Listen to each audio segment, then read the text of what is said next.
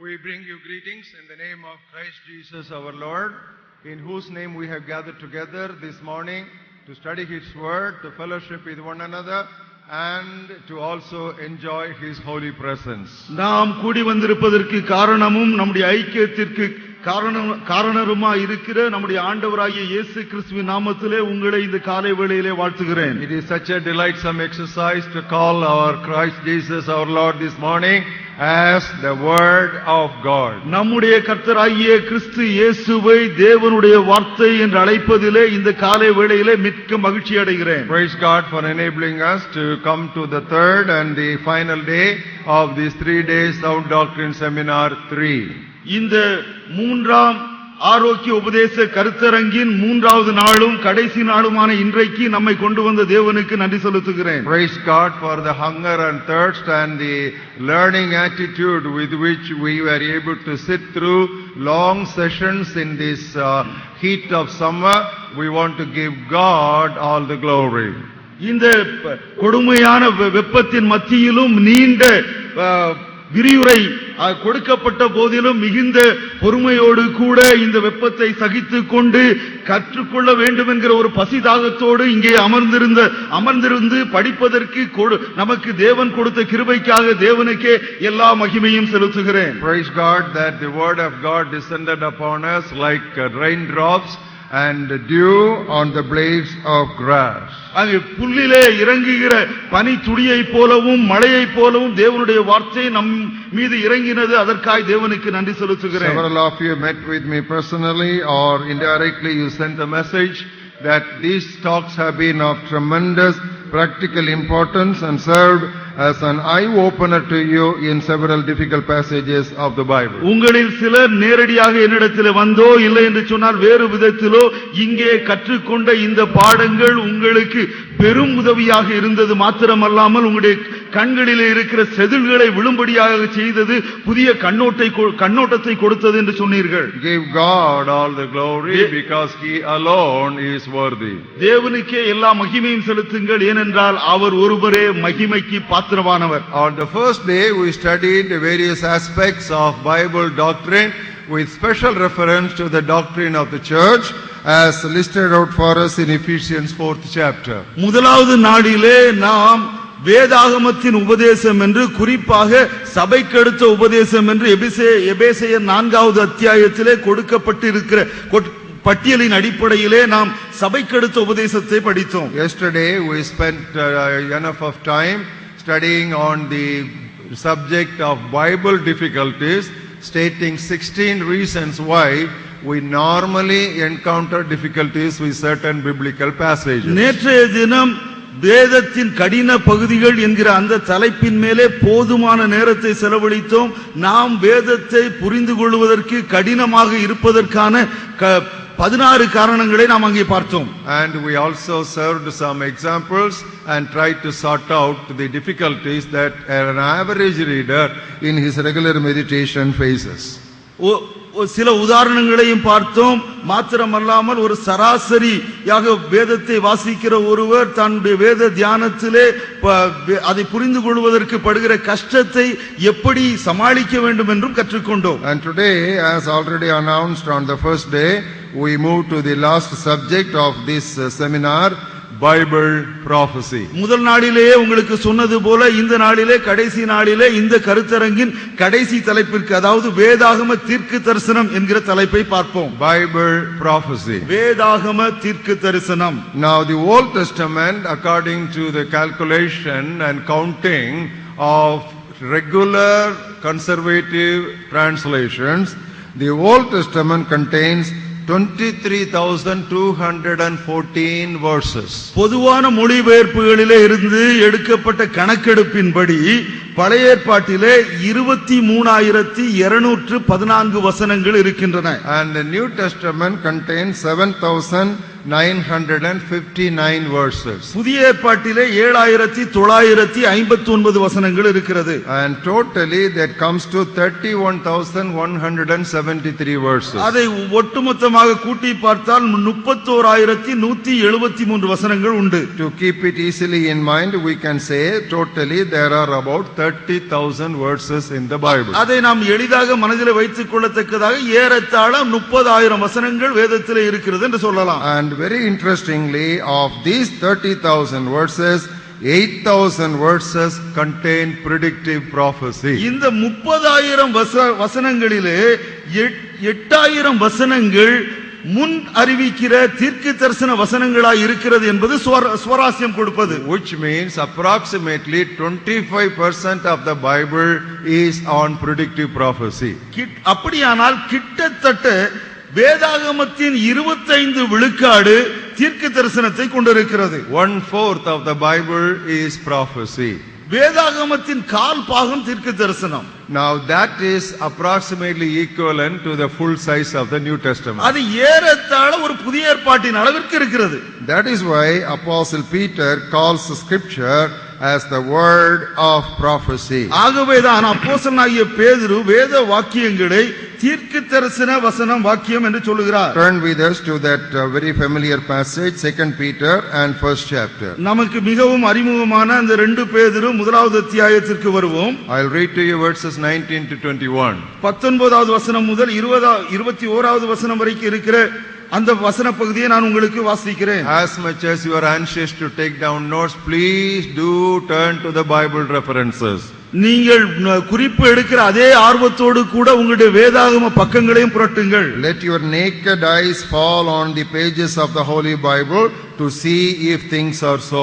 உங்களுடைய திறந்த கண்கள் வேத புத்தகத்தின் பக்கங்களின் மேல் விழுந்து காரியங்கள் இப்படி இருக்கிறதா என்று பார்த்து கண்டறியட்டும். That's what will help as a follow up when you later on meditate these verses. இந்த வார்த்தைகளை நீங்கள் பின்பாக தியானிக்கிற பொழுது அப்படி நீங்கள் செய்தால்தான் அது உங்களுக்கு உதவியாக இருக்கும். We also have the prophetic word made more sure, which you do well to heed as a light that shines in a dark place, until the day dawns and the morning star rises in your hearts. அதிக உறுதியான தீர்க்க தரிசன வசனமும் நமக்கு உண்டு.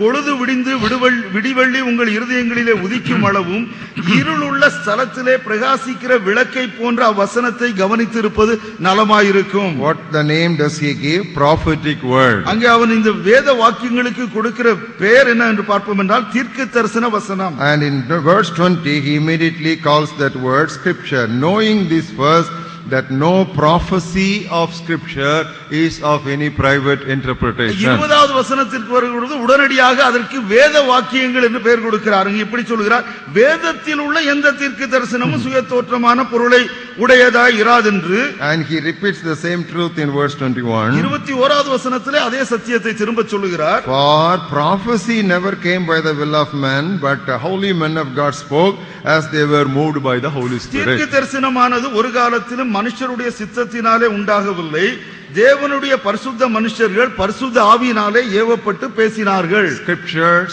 word of prophecy, prophecy of scripture. வேத வாக்கியங்கள் தீர்க்க தரிசன வசனம் தீர்க்க தரிசன வாக்கியங்கள். So you see that as far as the apostles were concerned, when they looked at the Bible, that which stood like the highest Everest peak was the prophecy, the prophetical content in the Bible. அப்போஸ்தலர்கள் வேத வாக்கியங்களை ஆராய்ந்து பார்க்கிற பொழுது அவர்கள் சொல்லுகிற காரியத்தில் எல்லாம் ஒரு உச்ச நிலையை அடைந்து நின்றது இந்த தீர்க்க தரிசன வசனம் என்பது. And they say this is the light that shines in a dark place. இருளிலே பிரகாசிக்கிற ஒளி இது என்று அவர்கள் சொல்லுகிறார்கள். Which means if we do not have the prophecy of the Bible, we will be totally directionless in this world. அப்படி என்றால் தீர்க்க தரிசன வேதாகமத்தின் தீர்க்க தரிசனங்கள் நமக்கு இல்லாது இருக்கும் என்று சொன்னால் நாம் திசை தெரியாதவர்களாய் திக்கற்றவர்களாய் இங்கே இருப்போம். What to do, where do we go, what are we supposed to do, everything will be totally absent and blank if you remove prophecy from the Bible. என்ன செய்ய வேண்டும், எங்கே செய்ய வேண்டும், எப்படி செய்ய வேண்டும் என்பதெல்லாம் ஒன்றுமே தெரியாமல் நாம் ஒரு குருடரை போல இந்த உலகத்திலே இருப்போம். இந்த தீர்க்க தரிசன வசனம் ஒருவேளை இந்த வேதாகமத்திலே இல்லாதிருந்திருக்குமானால் perhaps I can state the twofold purpose of prophecy like this. அந்த தீர்க்க தரிசன வசனத்தின் இரண்டு பரிமாண நோக்கத்தை நான் இப்படி சொல்ல முடியும். One, to testify about Jesus Christ. ஒன்று இயேசு கிறிஸ்துவை குறித்து சாட்சி கொடுப்பது. And the other one, to predict things about people and the nations. இன்னொன்று மக்கள் மற்றும் தேசங்களை குறித்து குறித்த காரியங்களை முன்னறிவிப்பது. Now these are the two pivotal purposes of prophecy in the Bible. வேதத்திலே சொல்லப்பட்டிருக்கிற தீர்க்க தரிசனங்களின் மிக முக்கியமான நோக்கங்கள் இவைகள்தான். One, to testify about Jesus Christ. ஒன்று இயேசு கிறிஸ்துவை குறித்து சாட்சி பகருதல். The other one, to predict things and to predict what's going to happen in this world to people and to nations. இந்த உலகத்திலே இருக்கிற மக்களுக்கும் தேசங்களுக்கும் என்ன நடக்கும் என்பதை முன்னறிவிப்பது மற்றொரு நோக்கம். When you look at the Old Testament, நாம் பழைய ஏற்பாட்டை பார்க்கிற பொழுது it contains lot of prophecies about Jesus' first coming and second coming. அந்த பழைய ஏற்பாட்டிலே இயேசு கிறிஸ்துவின் முதலாம் வருகையை குறித்தும் இரண்டாவது வருகையை குறித்தும் பல தீர்க்க தரிசனங்கள் இருக்கின்றன. But whatever the Old Testament told about the first coming of Jesus Christ, they were all literally fulfilled when Jesus came into this world. பழைய ஏற்பாட்டிலே ஆண்டவராகிய இயேசு கிறிஸ்துவின் முதல் வருகையை குறித்து என்னெல்லாம் சொல்லப்பட்டதோ அவையெல்லாம் இயேசு கிறிஸ்து இந்த உலகத்திற்கு வந்த பொழுது எழுத்தின்படி அப்படியே நிறைவேறிற்று. Every minute detail that was prophesied in the Old Testament about the first advent of Jesus Christ had their direct and straightforward fulfillment when Christ came for the first time. இயேசு கிறிஸ்துவை குறித்து பழைய ஏற்பாட்டிலே சொல்லப்பட்ட மிக சிறிய சின்ன காரியங்களும் கூட இயேசு கிறிஸ்து இந்த உலகத்திற்கு முதலாவதாக வந்த பொழுது அப்படியே எழுத்தின்படி ஒன்றும் பிறழாமல் அச்சு பிறழாமல் நிறைவேறிற்று. Maybe you can note down these references. இந்த குறிப்பு வசனங்களை நீங்கள் எழுதி வைத்துக் கொள்ளலாம். The Old Testament prophesied in Genesis 3:15 that Jesus will be the seed of a woman. ஆதியாகமம் 3:15 நாம் வாசிக்கிறோம் இயேசு கிறிஸ்து ஸ்திரீயின் வித்தாய் இருப்பார். And that's what is fulfilled in Galatians 4th chapter and 4th verse. கலாத்தியர் 4வது அத்தியாயம் 4வது வசனம் தமிழிலே 5வது வசனத்திலே அது நிறைவேறி இருக்கிறதை பார்க்கிறோம். And in book of Micah 5:2 it was predicted that Jesus would be born in Bethlehem. மீகா 5:2 இயேசு கிறிஸ்து பெத்லகேமிலே பிறப்பார் என்று சொல்லப்பட்டிருக்கிறது. And as we read in book of Luke 2nd chapter verses 4, 5 and 7, we know the birthplace of Christ was the town of Bethlehem. லூக்கா 2, 4, 5, 7வது வசனங்களை நாம் வாசிக்கிற பொழுது இயேசு கிறிஸ்து பெத்லகேமிலே பிறந்தார் என்பது நமக்கு நன்றாக தெரியும். Isaiah 7:14 tells us he would be born of a virgin. ஏசாயா 7:14 சொல்லுகிறது அவர் கன்னியிடத்திலே பிறப்பார் என்று. And as we very well know in Luke's Gospel 1st chapter verses 26, 27, 30 and 31 he was literally born of a virgin. லூக்கா 1வது அத்தியாயம் 26வது 27வது 30வது 31வது வசனங்களின் மூலமாக இயேசு கிறிஸ்து கன்னியிடத்திலே பிறந்தார் என்பதை நாம் அறிவோம். Book of Malachi 3rd chapter 1st word predicts about the coming of John the Baptist as the forerunner. மல்கியா 3:1 யோவான் ஸ்நானகன் இயேசு கிறிஸ்துவுக்கு முன்னோடியாக வருவான் என்று முன்னறிவித்தது. And that was literally fulfilled in Luke's Gospel 7th chapter verses 24 and 27. லூக்கா 7வது அத்தியாயம் 24வது 27வது வசனங்களிலே அது அப்படியே நிறைவேறிற்று.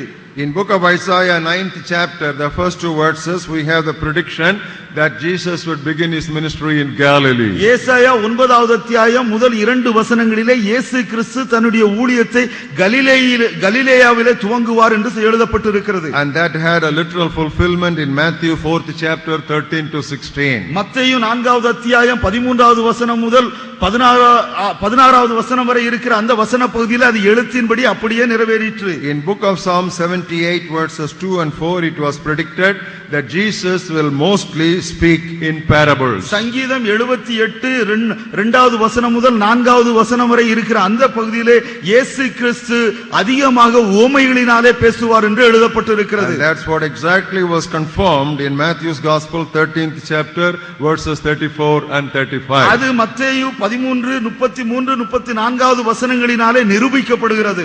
And in Isaiah 53:3, in Isaiah 53:3 we have the prediction that Jesus would be rejected by his own people. ஏசாயா 53:3 இலே இயேசு கிறிஸ்து அவருடைய சொந்த ஜனங்களினாலே புறக்கணிக்கப்படுவார், அலட்சியப்படுத்தப்படுவார் என்று எழுதப்பட்டிருக்கிறது. And we read in John 1:11, he came unto his own, but his own received him not. யோவான் 1:11 நாம் வாசிக்கிறோம், அவர் தன்னுடைய சொந்த ஜனங்களிடத்திலே வந்தார், அவருடைய சொந்த ஜனங்களோ அவரை ஏற்றுக்கொள்ளவில்லை என்று வாசிக்கிறோம். And book of Zechariah 9th chapter 9th verse, it was predicted about the triumphal entry into Jerusalem.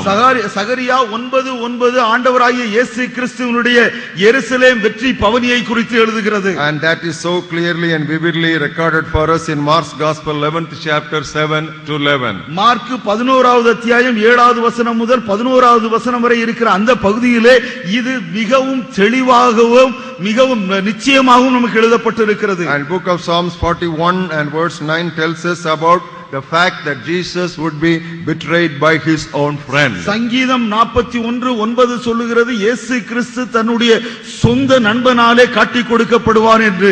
That's what exactly happened as we see in book of Luke 22nd chapter and 47th verse. லூக்கா 22:47வது வசனத்திலே அது அப்படியே நடந்ததை நாம் பார்க்கிறோம். And we know many false witnesses will rise against the Lord Jesus Christ as predicted in book of Psalms 35th chapter and 11th verse. சங்கீதம் 35:11வது வசனத்திலே சொல்லி இருக்கிறபடி अनेक பொய் சாட்சிகள் இயேசு கிறிஸ்துவுக்கு எதிராக எழும்புவார்கள் என்று நமக்கு தெரியும். And we read about that happening in Mark's Gospel 14th chapter and 57th verse. Mark 14வது அத்தியாயம் தமிழிலே 58வது வசனத்திலே அது அப்படியே நிறைவேறினதை நாம் பார்க்கிறோம். In book of Isaiah 53rd chapter and the 12th verse, while we have the details of the suffering Savior, we read that he would be crucified with the malefactors. ஏசாயா 53வது அத்தியாயம் 12வது வசனத்திலே இயேசு கிறிஸ்துவின் பாடுகளை குறித்து எழுதுகிற பொழுது இயேசு கிறிஸ்து குற்றவாளிகள் மத்தியிலே சிலுவையிலே அடிக்கப்படுவார் என்று எழுதப்பட்டிருக்கிறது. And exactly he was crucified between two thieves as we read in Mark's Gospel 15th chapter and 27th verse. Mark 15:27 எழுதியிருக்கிறபடி இரண்டு கள்ளர் நடுவிலே இயேசு கிறிஸ்து சிலுவையிலே அறையப்பட்டார். And in book of Psalms 22nd chapter verses 17 and 18, we have the details of soldiers gambling for his clothing. சங்கீதம் 22:17-18 அங்கே போர் சேவகர்கள் இயேசு கிறிஸ்துவினுடைய வஸ்திரங்களுக்காக சீட்டு போடுவதை நாம் வாசிக்கிறோம். And that's what exactly happened in Matthew 27:35 and 36. மத்தேயு 27:35-36வது வசனங்களிலே அது அப்படியே நடந்தது. Psalm 22:1 tells us that Jesus would be forsaken by God. சங்கீதம் 22:1 சொல்கிறது இயேசு கிறிஸ்து பிதாவாகிய தேவனாலே கைவிடப்படுவார் என்று. And Jesus in Matthew 27:46 he cried out, Eloi, Eloi, lama sabachthani, my God, why have you forsaken me? மத்தேயு 27:46 இயேசு கிறிஸ்து இவ்விதமாய் சத்தமிட்டு கூக்குரலிட்டார், ஏலோகி ஏலோகி லாமா சபக்தானி, என் தேவனே ஏன் என்னை கைவிட்டீர்? And the book of Psalms 34:20 predicted that none of his bones shall be broken. சங்கீதம் 34:20 சொன்னது அவருடைய எலும்புகளில் ஒன்றும் முறிக்கப்படுவதில்லை என்று சொல்லி. They broke the bones of those who were crucified with Jesus, but because Jesus was already dead, there was no need to break his bones as we read in John 19:32-36. இயேசு கிறிஸ்துவோடு கூட சிலுவையிலே அடிக்கப்பட்ட மற்ற கள்ளருடைய எலும்புகள் முறிக்கப்பட்டது. ஆனால் இயேசு கிறிஸ்து ஏற்கனவே மரித்து விட்டபடினாலே யோவான் 19:32வது வசனத்தின் 32வது வசனம் முதல் 36வது வசனம் வரை இருக்கிற அந்த வசன பகுதி இயேசு கிறிஸ்துவினுடைய எலும்புகள் முறிக்கப்படவில்லை என்று சொல்லுகிறது. Isaiah 53:9 predicts that Jesus would be buried with the rich. ஏசாயா 53:9வது வசனம் இயேசு கிறிஸ்து செல்வந்தருடனே அடக்கம் பண்ணப்படுவார் என்று சொல்லுகிறது. And that's what we read in Matthew's Gospel 27 verses 57-60, how Joseph of Arimathea, a man of respect and wealth, it was in his cave which he had cut for himself, he buried the Lord Jesus Christ. அதைத்தான் மத்தேயு 27வது அத்தியாயம் 57வது வசனம் முதல் 60வது வசனம் வரை இருக்கிற அந்த வசன பகுதியிலே அரிமத்தேயா ஊரானாகிய யோசேப்பு மிக செல்வந்தனாக இருந்தான். அந்த மக்கள் மத்தியிலே செல்வாக்கு படைத்த அந்த மனிதன் தனக்கென்று வைத்திருந்த அந்த புதிய கல்லறையிலே இயேசு கிறிஸ்துவினுடைய சரீரம் அடக்கம் பண்ணப்பட்டது என்று வாசிக்கிறோம். And in Psalm 16:10 we have the prediction of the resurrection of Jesus. சங்கீதம் 16:10 ஆண்டவராகிய இயேசு கிறிஸ்துவினுடைய உயிர்த்தெழுதல் முன்னறிவிக்கப்பட்டிருக்கிறது. And all the four gospels tell about resurrection. Maybe a pointed words could be Mark's Gospel 16:6 and 7. நான்கு சுவிசேஷங்களுமே ஆண்டவராகிய இயேசு கிறிஸ்துவினுடைய உயிர்த்தெழுதலை சொல்லுகிறது. குறிப்பாக சொல்ல வேண்டும் என்றால் மார்க் 16வது அத்தியாயம் 6வது 7வது வசனங்களை குறித்து கொள்ளலாம். Psalm 68:18 speaks about the ascension of Christ to God's right hand. சங்கீதம் 68:18 இயேசு கிறிஸ்து உன்னதத்திற்கு ஏறி தேவனுடைய வலது பார்சத்திலே வீற்றிருப்பார் என்று சொல்லுகிறது. And that's what exactly we have in Ephesians 4th chapter and 8th verse. அதைத்தான் நான் எபேசியர் 4வது அத்தியாயம் 8வது வசனத்திலே வாசிக்கிறோம். So from the virgin birth unto the time of ascension, whatever was predicted about the Lord Jesus Christ, everything was fulfilled verbatim to the letter, to the minutest detail in the New Testament. கன்னி பிறப்பிலே இருந்து பரமேறுதல் வரைக்கும் இயேசு கிறிஸ்துவை குறித்து பழைய ஏற்பாட்டிலே என்ன சொல்லப்பட்டதோ அது அப்படியே எழுத்தின்படி ஒன்றும் பிறழாமல் தெளிவும் திட்டமுமாக நடந்தேறியது. So now we come to a conclusion. நாம் இப்பொழுது ஒரு முடிவுக்கு வருவோம்.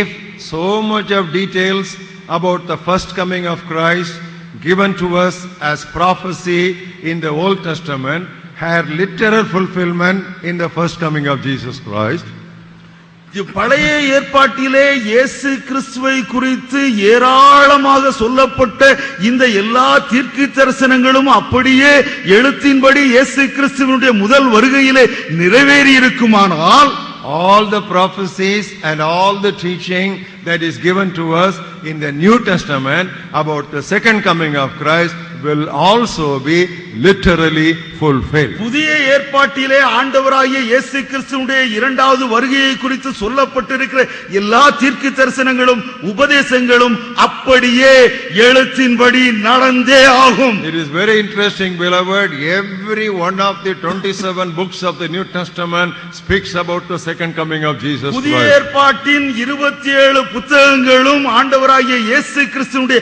இரண்டாவது வருகையை குறித்து பேசுகிறது என்பது மிகவும் முக்கியமான ஒரு காரியம். Now let us quickly take a tour through the New Testament about the second coming of Christ. ஆண்டவராகிய இயேசு கிறிஸ்துவினுடைய இரண்டாவது வருகையை குறித்து புதிய ஏற்பாட்டிலே ஒரு பயணத்தை நாம் மேற்கொள்வோம். Matthew 24 and verse 30. மத்தேயு 24வது அத்தியாயம் 30வது வசனம். Then the sign of the Son of Man will appear in heaven, then all the tribes of the earth will mourn, and they will see the Son of Man coming on the clouds of heaven with power and great glory. அப்பொழுது மனுஷகுமாரனுடைய அடையாளம் வானத்திலே காணப்படும். அப்பொழுது மனுஷகுமாரன் வல்லமையோடும் மிகுந்த மகிமையோடும் வானத்தின் மேகங்களின் மேல் வருகிறதை பூமியில் உள்ள சகல கோத்திரத்தாரும் கண்டு புலம்புவார்கள். Come to the next book of the New Testament, Mark's Gospel 13th chapter and 32nd verse. மார்க்கு 13வது அத்தியாயம் 32வது வசனம்.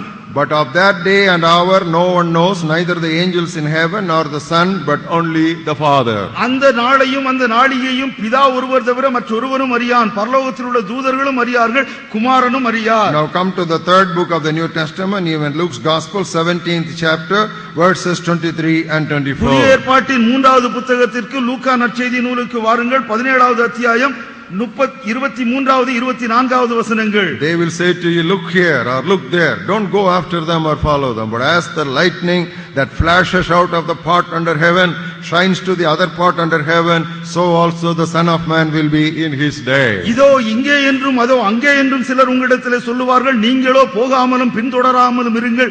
மின்னல் வானத்தின் ஒரு திசையிலே தோன்றி மறுதிசை வரைக்கும் பிரகாசிக்கிறது போல மனுஷகுமாரனும் தன்னுடைய நாளிலே தோன்றுவார். Come to the fourth book of the New Testament, even book of John, and turn to the 14th chapter, and we will read verses 2 and 3.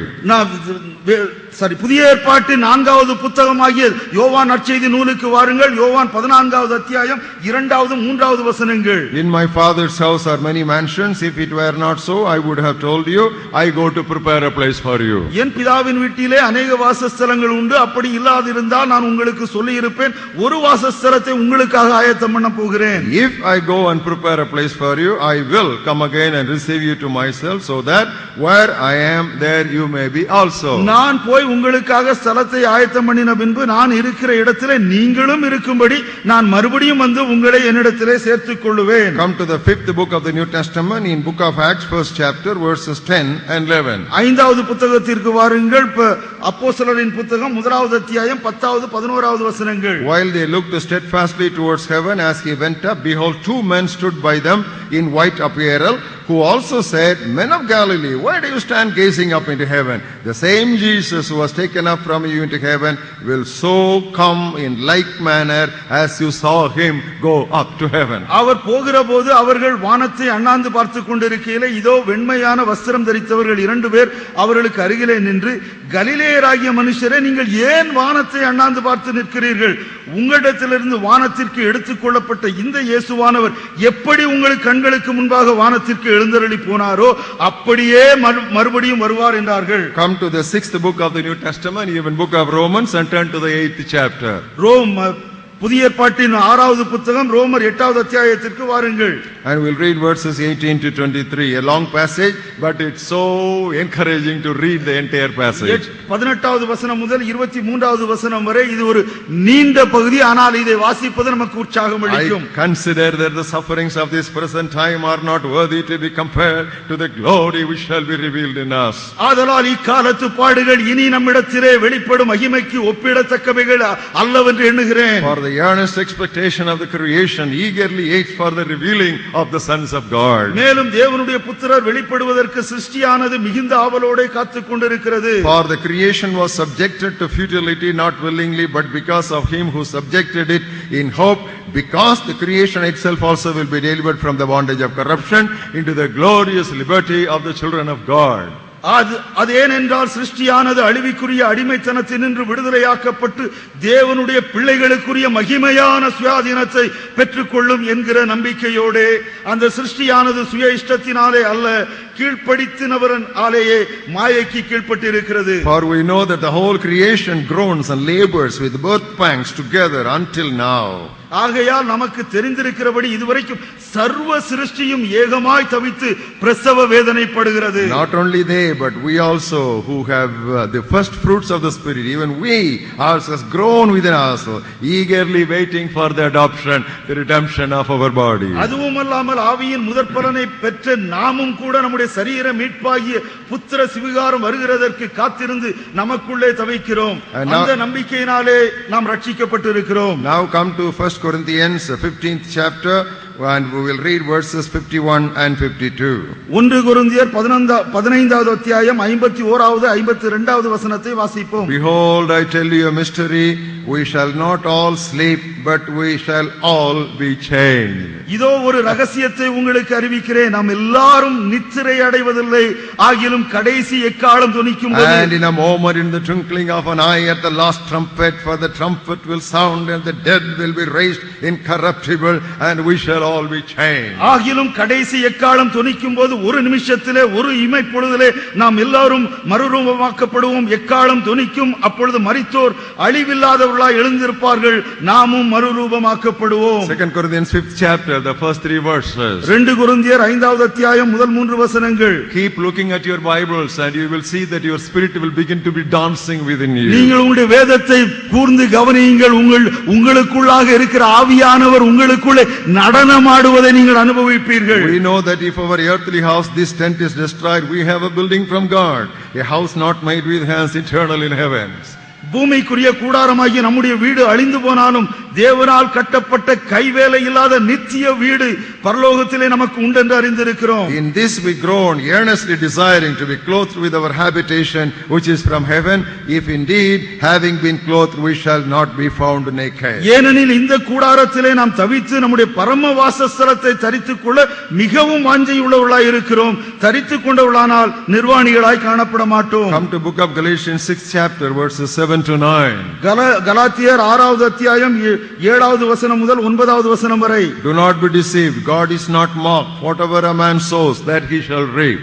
மோசம் போகாதிருங்கள், தேவன் தம்மை பரியாசம் பண்ண ஒட்டார், மனுஷன் எதை விதைக்கிறானோ அதையே அறுப்பான். He who sows to his flesh will of the flesh reap corruption, but he who sows to the Spirit will of the Spirit reap everlasting life. தன் மாம்சத்திற்கென்று விதைக்கிறவன் மாம்சத்தினாலே அழிவை அறுப்பான், ஆவிக்கென்று விதைக்கிறவன் ஆவியினாலே நித்திய ஜீவனை அறுப்பான். Let's not grow weary while doing good, for in due season we shall reap if we do not lose heart.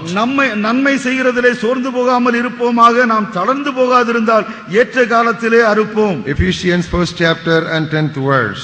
எபேசியர் 1வது அத்தியாயம் 10வது வசனம். In the dispensation of the fullness of the times he might gather together in one all things in Christ, both which are in heaven and which are on earth. தமிழிலே 9:19 காலங்கள் நிறைவேறும் போது விளங்கும் நியமத்தின்படி பரலோகத்தில் இருக்கிறவைகளும் பூலோகத்தில் இருக்கிறவைகளுமாகிய சகலமும் கிறிஸ்துவுக்குள்ளே கட்டப்பட வேண்டும் என்று தமக்குள்ளே தீர்மானித்திருந்த தம்முடைய தயவுள்ள சித்தத்தின் ரகசியத்தை எங்களுக்கு அறிவித்தார். Book of Philippians 1st chapter and I will read to you the 6th verse. பிலிப்பியர் 1வது அத்தியாயம் 6வது வசனம். Being confident of this very thing, he who has begun a good work will also complete it until the day of Jesus Christ. தமிழிலே 5வது வசனம். உங்களின் நற்கிரியை தொடங்கினவர் அதை இயேசு கிறிஸ்துவின் நாள் பரியந்தம் முடிய நடத்தி வருவார் என்று நம்பி. Colossians 3rd chapter and the 4th verse. கொலோசியர் 3வது அத்தியாயம் 4வது வசனம். When Christ who is our life appears, then you also will appear with him in glory. நம்முடைய ஜீவனாகிய கிறிஸ்து வெளிப்படும்போது நீங்களும் அவரோடு கூட மகிமையிலே வெளிப்படுவீர்கள். Come to 1 Thessalonians. 1 தெசலோனிக்கேயரின் புத்தகம். You find each of the 5 chapters ends with the second coming of Christ. இந்த புத்தகத்தில் இருக்கிற ஒவ்வொரு அத்தியாயமும் ஆண்டவருடைய இரண்டாவது வருகையை சொல்லித்தான் முற்றுப்பெறுகிறது. 1st chapter 10th verse. 1வது அத்தியாயம் 10வது வசனம். Waiting for his son from heaven, whom he raised from the dead, even Jesus, who delivered us from the wrath to come. அவர் மரித்தோரிலிருந்து எழுப்பினவரும் இனிவரும் கோபாக்கினை என்று நம்மை நீங்களாக்கி ரட்சிக்கிறவருமாயிருக்கிற அவருடைய குமாரனாகிய இயேசு பரலோகத்திலிருந்து வருவதை நீங்கள் எதிர்பார்த்து கொண்டிருக்கிறதையும் அறிவிக்கிறார்களே. Next chapter, 2nd chapter, 19th verse. 2வது அத்தியாயம் 19வது வசனம். What is our hope? What is our joy? What is our crown of rejoicing? Is it not even you in the presence of our Lord Jesus Christ at his coming? எங்களுக்கு நம்பிக்கையும் சந்தோஷமும் மகிழ்ச்சியும் கிரீடமாயிருப்பவர்கள் யார்? நம்முடைய கர்த்தராகிய இயேசு கிறிஸ்து வரும்போது அவருடைய சன்னிதானத்தில் நீங்கள் அல்லவா அப்படி இருப்பீர்கள். And come to the next chapter and come to the end of the next chapter, 3:13. 3வது அத்தியாயம் 13வது வசனம். He may establish your hearts blameless in holiness before our God and Father at the coming of our Lord Jesus Christ with all his saints. இவ்விதமாய் நம்முடைய கர்த்தராகிய இயேசு கிறிஸ்து தமது பரிசுத்தவான்கள் அனைவரோடும் கூட வரும்போது நீங்கள் நம்முடைய பிதாவாகிய தேவனுக்கு முன்பாக பிழையற்ற பரிசுத்தம் உள்ளவர்களாய் இருக்கும்படி உங்கள் இருதயங்களை ஸ்திரப்படுத்துவாராக. Next chapter, 16th verse. அடுத்த அத்தியாயம் 16வது வசனம். The Lord himself will descend from heaven with a shout, with the voice of an archangel and with the trumpet of God, and the dead in Christ will rise first. ஏனெனில் கர்த்தர் தாமே ஆரவாரத்தோடும் பிரதான தூதனுடைய சத்தத்தோடும் தேவ எக்காளத்தோடும் வானத்திலிருந்து இறங்கி வருவார். அப்பொழுது கிறிஸ்துவுக்குள் மரித்தவர்கள் முதலாவது எழுந்தரிப்பார்கள். Next chapter, 23rd verse. 5வது அத்தியாயம் 23வது வசனம். May the God of peace himself sanctify you completely, and may your whole spirit, soul and body be preserved blameless at the coming of our Lord Jesus Christ. சமாதானத்தின் தேவன் தாமே உங்களை முற்றிலும் பரிசுத்தமாக்குவாராக. உங்கள் ஆவி, ஆத்மா, சரீரம் முழுவதும் நம்முடைய கர்த்தராகிய இயேசு கிறிஸ்து வரும்போது குற்றமற்றதாய் இருக்கும்படி காக்கப்படுவதாக. Each of the 5 chapters of one particular epistle ends with the second coming of Jesus Christ. ஒரே நிருபத்தில் இருக்கிற 5 அத்தியாயங்களிலே ஒவ்வொரு அத்தியாயமும் ஆண்டவராகிய இயேசு கிறிஸ்துவின் வருகையை சொல்லித்தான் முற்றுப்பெறுகிறது. 2 Thessalonians 2nd chapter and the 8th verse. 2 தெசலோனிக்கேயர் 2வது அத்தியாயம் 8வது வசனம். Then the lawless one will be revealed, whom the Lord will consume with the breath of his mouth and destroy with the brightness of his coming. நீக்கப்படும் போது அந்த அக்கிரமக்காரன் வெளிப்படுவான். அவனை கர்த்தர் தம்முடைய வாயின் சுவாசத்தினாலே அழித்து தம்முடைய வருகையின் பிரசன்னத்தினாலே நாசம் பண்ணுவார். 1 Timothy 6th chapter. 1 தீமோத்தேயு 6வது அத்தியாயம். Look at the 14th verse. தமிழிலே 13வது வசனம். Keep this commandment without spot, blameless until our Lord Jesus Christ appearing. நம்முடைய கர்த்தராகிய இயேசு கிறிஸ்து பிரசன்னமாகும் வரைக்கும் நீ இந்த கற்பனையை மாசில்லாமலும் குற்றமில்லாமலும் கைக்கொள்ளும்படிக்கு. 2 Timothy 4th chapter and 18th verse. 2 தீமோத்தேயு 4வது அத்தியாயம் 18வது வசனம். The Lord will deliver me from every evil work and preserve me for his heavenly kingdom, To him be glory forever and ever. Amen. கர்த்தர் எல்லா தீமையினின்றும் என்னை ரட்சித்து தம்முடைய பரம ராஜ்யத்தை அடையும்படிக்கு காப்பாற்றுவார். அவருக்கு சதா காலங்களிலும் மகிமை உண்டாவதாக. ஆமென். Book of Titus 2nd chapter and 13th verse. தீத்துவின் புத்தகம் 2வது அத்தியாயம் 13வது வசனம். Looking for the blessed hope and glorious appearing of our great God and Savior Jesus Christ. நாம் நம்பி இருக்கிற ஆனந்த பாக்கியத்திற்கு மகாதேவனும் நமது இரட்சகருமாய் இருக்கிற இயேசு கிறிஸ்துவின் மகிமையின் பிரசன்னமாகுதலுக்கும் எதிர்பார்த்துக் கொண்டிருக்கிறோம். Book of Hebrews 9th chapter verses 27 and 28. எபிரேயரின் புத்தகம் 9வது அத்தியாயம் 27வது 28வது வசனங்கள். It is appointed for men once to die, but after this judgment. அன்றியும் ஒரே தினம் மரிப்பதும் பின்பு நியாயத்தீர்ப்பு அடைவதும் மனுஷனுக்கு நியமிக்கப்பட்டிருக்கிறபடியே. So Christ was offered once to bear the sins of many. To those who eagerly wait for him, he will appear a second time apart from sin for salvation. கிறிஸ்துவும் அநேகருடைய பாவங்களை சுமந்து தீர்க்கும்படிக்கு ஒரே தரம் பலியிடப்பட்டு தமக்காக காத்துக் கொண்டிருக்கிறவர்களுக்கு ரட்சிப்பை அருளும்படி இரண்டாம் தரம் பாவம் இல்லாமல் தரிசனமாவார். Book of James 5th chapter verses 7 and 8. யாக்கோபு 5வது அத்தியாயம் 7வது 8வது வசனங்கள். Therefore brothers, be patient until the coming of the Lord.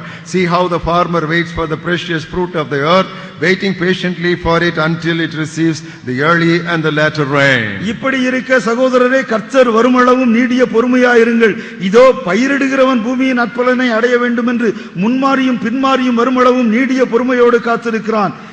நீங்களும் நீடிய பொறுமையோடு இருந்து உங்கள் இருதயங்களை ஸ்திரப்படுத்துங்கள். And you also be patient, establish your hearts, for the coming of the Lord is at hand. நீங்களும் நீடிய பொறுமையோடு இருந்து உங்கள் இருதயங்களை ஸ்திரப்படுத்துங்கள். கர்த்தரின் வருகை சமீபமாய் இருக்கிறது. 1 Peter 1st chapter verses 6 and 7. 1 பேதுரு 1வது அத்தியாயம் 6வது 7வது வசனங்கள். In this you greatly rejoice, though now for a little while, if need be, you have been grieved by various trials, that the genuineness of your faith, being much more precious than gold that perishes, though it is tested by fire, it may be found to praise, honor and glory at the revelation of Jesus Christ. இதிலே நீங்கள் மிகவும் சந்தோஷப்படுகிறீர்கள் என்றாலும் துன்பப்பட வேண்டியது அவசியமானதால் இப்பொழுது கொஞ்ச காலம் பலவிதமான சோதனைகளினாலே துக்கப்படுகிறீர்கள். அழிந்து போகிற பொன் அக்கினியினாலே சோதிக்கப்படும் அதை பார்க்கிலும் அதிக விலையேறப்பெற்றதாயிருக்கிற உங்கள் விசுவாசம் சோதிக்கப்பட்டு இயேசு கிறிஸ்து வெளிப்படும் போது உங்களுக்கு புகழ்ச்சியும் கனமும் மகிமையும் உண்டாக காணப்படும். 2 Peter 3rd chapter, reading from verse 9 to 12. 2 பேதுரு 3வது அத்தியாயம் 9வது வசனம் முதல் up to 12.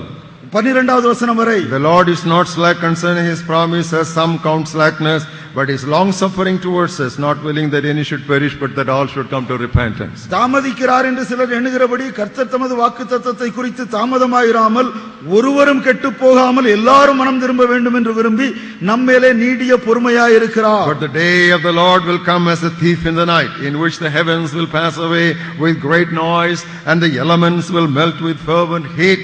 Both the earth and the works that are in it will be burnt up. கர்த்தருடைய நாள் இரவிலே திருடன் வருகிற விதமாய் வரும். அப்பொழுது வானங்கள் மடமடவென்று அகன்று போம், பூதங்கள் வெந்து உருகிப்போம், பூமியும் அதில் உள்ள கிரியைகளும் எரிந்து அழிந்து போம். Therefore, since all these things will be dissolved, what manner of persons ought you to be in holy conduct and godliness? இப்படி இவைகள் எல்லாம் அழிந்து போகிறதா இருக்கிறபடியால் நீங்கள் எப்படிப்பட்ட பரிசுத்த நடக்கையும் தேவ பக்தியும் உள்ளவர்களாய் இருக்க வேண்டும். Looking for all and hastening the coming of the day of God, because of which the heavens will be dissolved, being on fire, and the elements will melt with fervent heat. தேவனுடைய நாள் சீக்கிரமாய் வரும்படிக்கு மிகுந்த ஆவலோடு காத்திருங்கள். அந்த நாளிலே வானங்கள் வெந்து அழிந்து பூதங்கள் எரிந்து உருகிப்போம். Nevertheless, we according to his promise look for new heavens and a new earth in which righteousness dwells. அவருடைய வாக்குத்தத்தத்தின்படியே நீதி வாசமாயிருக்கும் புதிய வானமும் புதிய வானங்களும் புதிய பூமியும் உண்டாகும் என்று காத்திருக்கிறோம். 1 John 2nd chapter and 28th verse. 1 யோவான் 2வது அத்தியாயம் 28வது வசனம். And now little children, abide in him, that when he appears we may have confidence and not be ashamed before him at his coming. இப்படி இருக்க பிள்ளைகளே, அவர் வெளிப்படும்போது நாம் வருகையிலே அவருக்கு முன்பாக வெட்கப்பட்டு போகாமல் தைரியம் உள்ளவர்களாய் இருக்கும்படிக்கு அவரிலே நிலைத்திருங்கள். 3rd chapter 2nd verse. 3வது அத்தியாயம் 2வது வசனம். Beloved, now we are the children of God. It has not yet been revealed what we shall be, but we know that when he is revealed we shall be like him, for we shall see him as he is. பிரியமானவர்களே, இப்பொழுது தேவனுடைய பிள்ளைகளாய் இருக்கிறோம். இனி எவ்விதமாய் இருப்போம் என்று இன்னும் வெளிப்படவில்லை. ஆகிலும் அவர் வெளிப்படும் போது அவர் இருக்கிற வண்ணமாகவே நாம் அவரை தரிசிப்பதனால் ஆனால் அவருக்கு ஒப்பாய் இருப்போம் என்று அறிந்திருக்கிறோம். 2 John verses 7 and 8. 2 யோவான் 7வது 8வது வசனங்கள். Many deceivers have gone out into the world who do not confess Jesus Christ as coming in the flesh. This is the deceiver and an antichrist. மாம்சத்திலே வந்த இயேசு கிறிஸ்துவை அறிக்கை பண்ணாத அநேக வஞ்சகர் உலகத்திலே தோன்றி இருக்கிறார்கள். இப்படிப்பட்டவனே வஞ்சகத்தின் அந்தி கிறிஸ்துவுமாய் இருக்கிறான். Look to yourselves that we do not lose those things we work for, but that we may receive a full reward. உங்கள் செய்கைகளின் பலனை இழந்து போகாமல் பூரண பலனை பெறும்படிக்கு எச்சரிக்கையாயிருங்கள். Book of Jude verses 14 and 15. யூதா 14வது 15வது வசனங்கள். Enoch the seventh from Adam prophesied about these men also, saying, Behold, the Lord comes with 10,000s of his saints to execute judgment on all to convict who are ungodly, among those who are all ungodly deeds which they have committed in an ungodly way, and of all the harsh things which the ungodly sinners have spoken against him.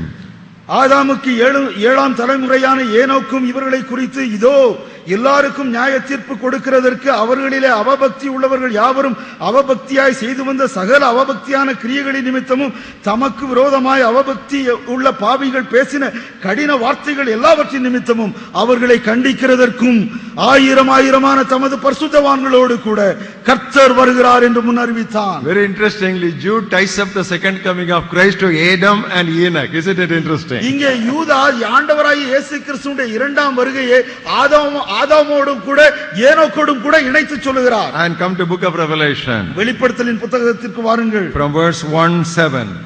முதலாவது அத்தியாயம் 7வது வசனம். He is coming with clouds, and every eye will see him, and also who pierced him, and all the tribes of the earth will mourn because of him. Even so, Amen. இதோ மேகங்களுடனே வருகிறார், கண்கள் யாவும் அவரை காணும், அவரை குத்தினவர்களும் அவரை காண்பார்கள், பூமியின் கோத்திரத்தார் எல்லாரும் அவரை பார்த்து புலம்புவார்கள், அப்படியே ஆகும். ஆமென். And all the 22 chapters of book of Revelation speak about the return of the Lord Jesus Christ. வெளிப்படுத்தலின் 22 அத்தியாயங்களும் ஆண்டவராகிய இயேசு கிறிஸ்துவின் இரண்டாவது வருகையை குறித்து பேசுகிறது. And the Bible ends with the promise of the second coming of Jesus Christ. வேதாகமம் ஆண்டவராகிய இயேசு கிறிஸ்துவின் இரண்டாவது வருகையை குறித்த வாக்குத்தத்தத்துடன் முடிவு பெறுகிறது. 22nd chapter and 20th verse. 22வது அத்தியாயம் 20வது வசனம். He who testifies to these things says, Surely I am coming quickly. Amen. Even so, come Lord Jesus. இவைகளை சாட்சியாக அறிவிக்கிறவர் மெய்யாகவே நான் சீக்கிரமாய் வருகிறேன் என்கிறார். ஆமென். கர்த்தராகிய இயேசுவே வாரும். Hallelujah. Hallelujah. Hallelujah. Hallelujah.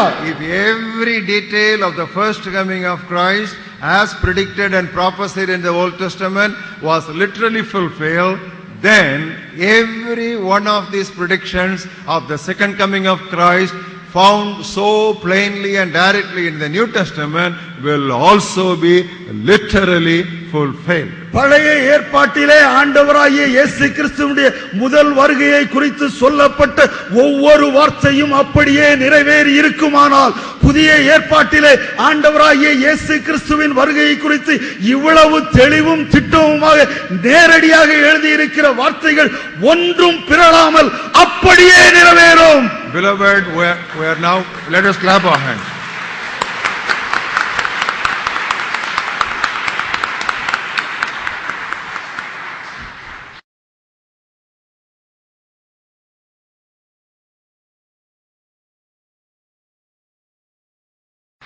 Now we are going to distribute to you a chart. Please take that first page. That is A to Z prophecy fulfilled beginning to Christ. முதலாவது பக்கத்திற்கு வாருங்கள். முதலாவது பக்கம் என்று சொன்னால் A to Z தீர்க்க தரிசன நிறைவேறுதல் ஆதி முதல் கிறிஸ்து வரை. On the left side, left hand side, you have various books of the Bible mentioned. இடது கை பக்கத்திலே வேதாகமத்தின் பல்வேறு புத்தகங்கள் சொல்லப்பட்டிருக்கிறது. And then there also you see an arrow which is the timeline, approximately the happenings or incidents of what have been reported or the time of writing, they all relate to that particular timeline. அதற்கு இன்னும் இடது பக்கத்திலே ஒரு அம்புக்குறி இருக்கிறதை பார்க்கிறீர்கள். அது காலக்கோடு. ஏறத்தாழ எந்த காலகட்டத்திலே இவையெல்லாம் நடந்தது என்று சொல்லப்பட்டிருக்கிறது. Now we will take this route from beginning to the birth of Christ. இங்கே துவக்கத்தில் இருந்து ஆரம்பத்தில் இருந்து இயேசு கிறிஸ்துவுடைய பிறப்பு வரை நாம் போவோம். Now the chart begins with a point of time when death enters human race.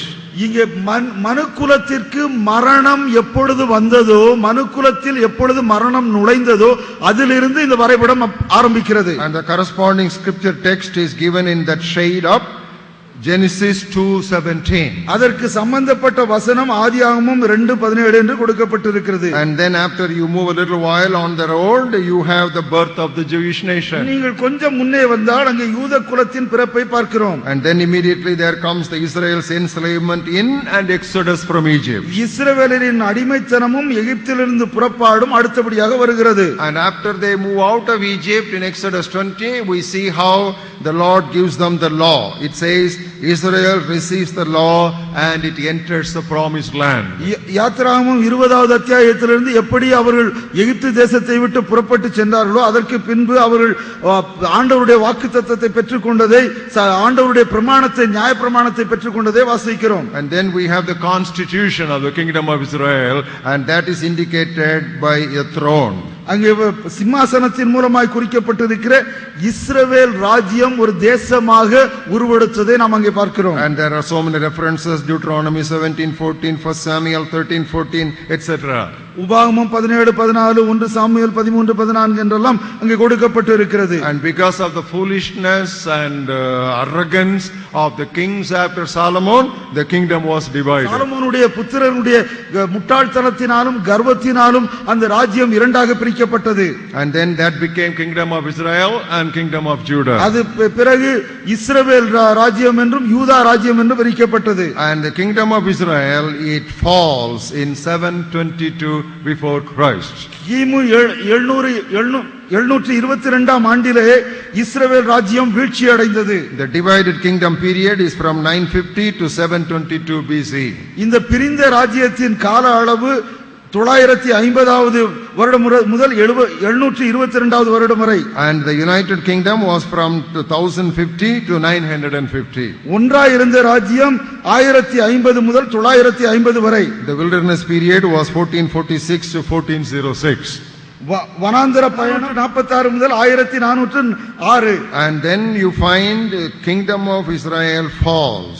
அதற்கு பின்பு அங்கே இஸ்ரவேல் ராஜ்யம் வீழ்ச்சி அடைவதை பார்க்கிறோம். And sometime between the division of the kingdoms and the fall of the kingdom of Israel, we find Elijah in that historic event in Mount Carmel, 1 Kings 18th chapter. He defeats the prophets of Baal. அங்கே இந்த இரண்டு பிரிவுக்கும் மத்தியிலே எலியாவுடைய அதிக சரித்திரபூர்வமான அந்த கர்மேல் பர்வதத்தில் அவர் செய்த அற்புதத்தை அங்கே நாம் பார்க்கிறோம். 1 ராஜாக்கள் 18. And then we find Judah's worship of God is restored. யூதாவிலே தொழுகை மீண்டும் துவக்கப்படுகிறது. When you study the Old Testament, you will generally find Judah in spirituality was always better than Israel. Israel went to whoredom. Judah was often coming closer to God. இங்கே நாம் வேதாகமத்தை கவனமாக படிப்போம் என்று சொன்னால் யூதா எப்பொழுதுமே அவருடைய ஆவிக்குரிய நிலைமையிலே இஸ்ரவேலரை காட்டிலும் சற்று மேம்பட்டவர்களாக இருந்தார்கள். இந்த இஸ்ரவேலர்கள் முற்றிலுமாக பின்வாங்கி போனார்கள்.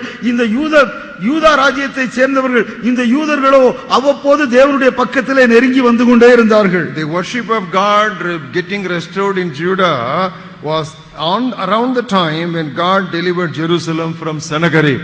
செனகரிடத்திலிருந்து எருசலேமை கடவுள் விடுவித்த அந்த சமயத்திலே தான் யூதாவிலே இந்த தொழுகை மறுபடியும் தூங்கினது. Then God shattered the people all over the world. That's the exile.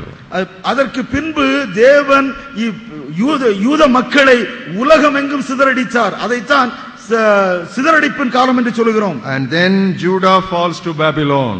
அதற்கு பின்பு யூதா பாபிலோனிடத்தில் வீழ்ச்சி அடைகிறது. Now there are so many Bible references. They are all, so threatening to read those references.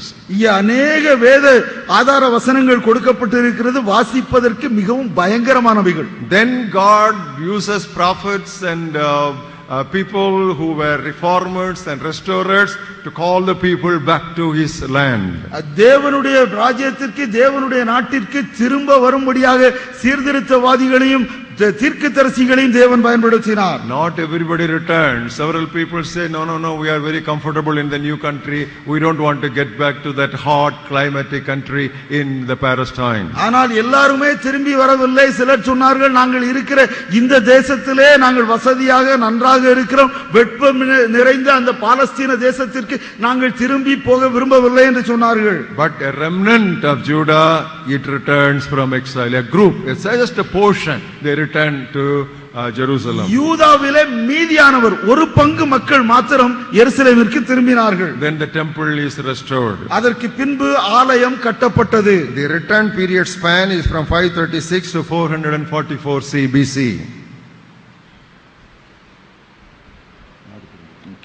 நாடு திரும்புதலின் சமயம் 536வது ஆண்டு முதல் 444வது ஆண்டு கிமு. And then the temple is restored, and the restoration of the temple also is predicted in Jeremiah, Obadiah, Haggai, Zechariah and all those prophets. அதற்கு பின்பு ஆலயம் கட்டப்பட்டது. இது எல்லாமே எரேமியா போன்ற தீர்க்கதரிசிகளின் மூலமாக முன்னறிவிக்கப்பட்டது. And immediately after the temple was restored, Greece defeats Medo-Persian Empire. That is history.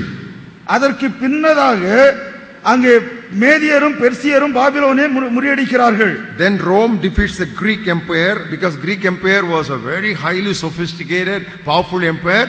So Rome defeats Greek Empire in 63 BC. கிமு 63லே ரோம பேரரசு கிரேக்க வல்லரசை, அது மிகவும் மிகுந்த வல்லமை நிறைந்த ஒரு வல்லரசா இருந்தது, அதை Rome Perarasu முறியடித்தது. So God made things to happen around the kingdom of Rome and the kingdom of Greece. That was how God was preparing the cradle for the birth of his son Jesus Christ.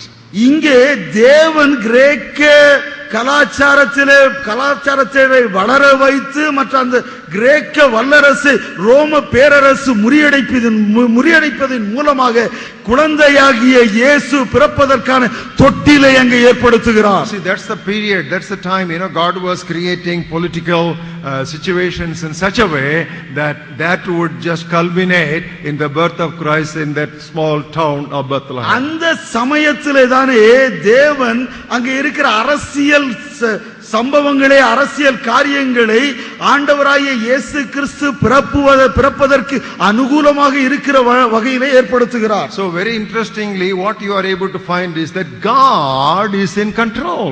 God is in absolute control. God is in sovereign control. இதில் எல்லாவற்றிலும் நாம் புரிந்து கொள்வது என்னவென்று சொன்னால், தேவன் ஆளுகை செய்கிறார். எல்லாம் தேவனுடைய பரிபூர்ண ஆளுகைக்குள்ளாக இருக்கிறது. Hallelujah. Beloved, everything, whether it is something happening in Rome or something happening in Greece or something happening to Medo-Persian empires, let it be what? There can be so many details. Some of them will be very confusing and conflicting. But ultimately God ties up all the loose ends to bring forth his ultimate purpose of bringing his son in flesh on the earth. அது ஒருவேளை கிரேக்க வல்லரசிலே நடந்த ஒரு காரியமாக இருக்கலாம், இல்லை என்று சொன்னால் ரோம பேரரசிலே நடந்த காரியமாக இருக்கலாம், இல்லை என்றால் மேதியரும் பெர்சியரும் பாபிலோன் முறியடிப்பு போன்ற காரியங்களாக இருந்தால், சில காரியங்கள் நம்மாலே புரிந்து கொள்ள முடியவில்லை. எது எப்படி இருந்தாலும் முடிவாக தேவன் எல்லாவற்றையும் ஒன்று கூட்டி தன்னுடைய மகனாகிய இயேசு கிறிஸ்து இந்த உலகத்திலே பிறப்பதற்கு ஏற்ற வழியை, ஏற்ற இடத்தை ஏற்படுத்தினார். In other words, God's purposes, let happen what needs to be, let come what may. God's purposes can never ever be thwarted. எது எப்படி இருந்தாலும் சரி, எது எப்படி நடந்தாலும் சரி, தேவனுடைய திட்டம் ஒருபோதும் முறியடிக்கப்பட மாட்டாது. It is not only about nations and people in general, it is about every one of you sitting here. அது தேசங்களும் மக்களையும் குறித்து மாத்திரமல்ல, இங்கே உட்கார்ந்திருக்கிற உங்கள் ஒவ்வொருவருக்கும் அது உண்மையானது. Because God has a definite plan, purpose in the life of every one of his children. ஆண்டவர் தம்முடைய பிள்ளைகள் ஒவ்வொருவருக்கும் ஒரு திட்டமான நோக்கத்தையும் திட்டத்தையும் வைத்திருக்கிறார். So many things may happen, it may be very confusing, but my Bible says all things work together for good to those who love God, who are called according to His purpose. நம்முடைய வாழ்க்கையிலே अनेक காரியங்கள் நடக்கலாம், நமக்கு மிகவும் குழப்பமாக இருக்கலாம். ஆனால் வேதம் சொல்லுகிறது அவருடைய தெரிந்தெடுப்பின்படி அழைக்கப்பட்டவர்கள் எல்லாருக்கும் நடக்கிறவைகள் எல்லாம் நன்மைக்கு ஏதுவாக நடக்கும். Hallelujah.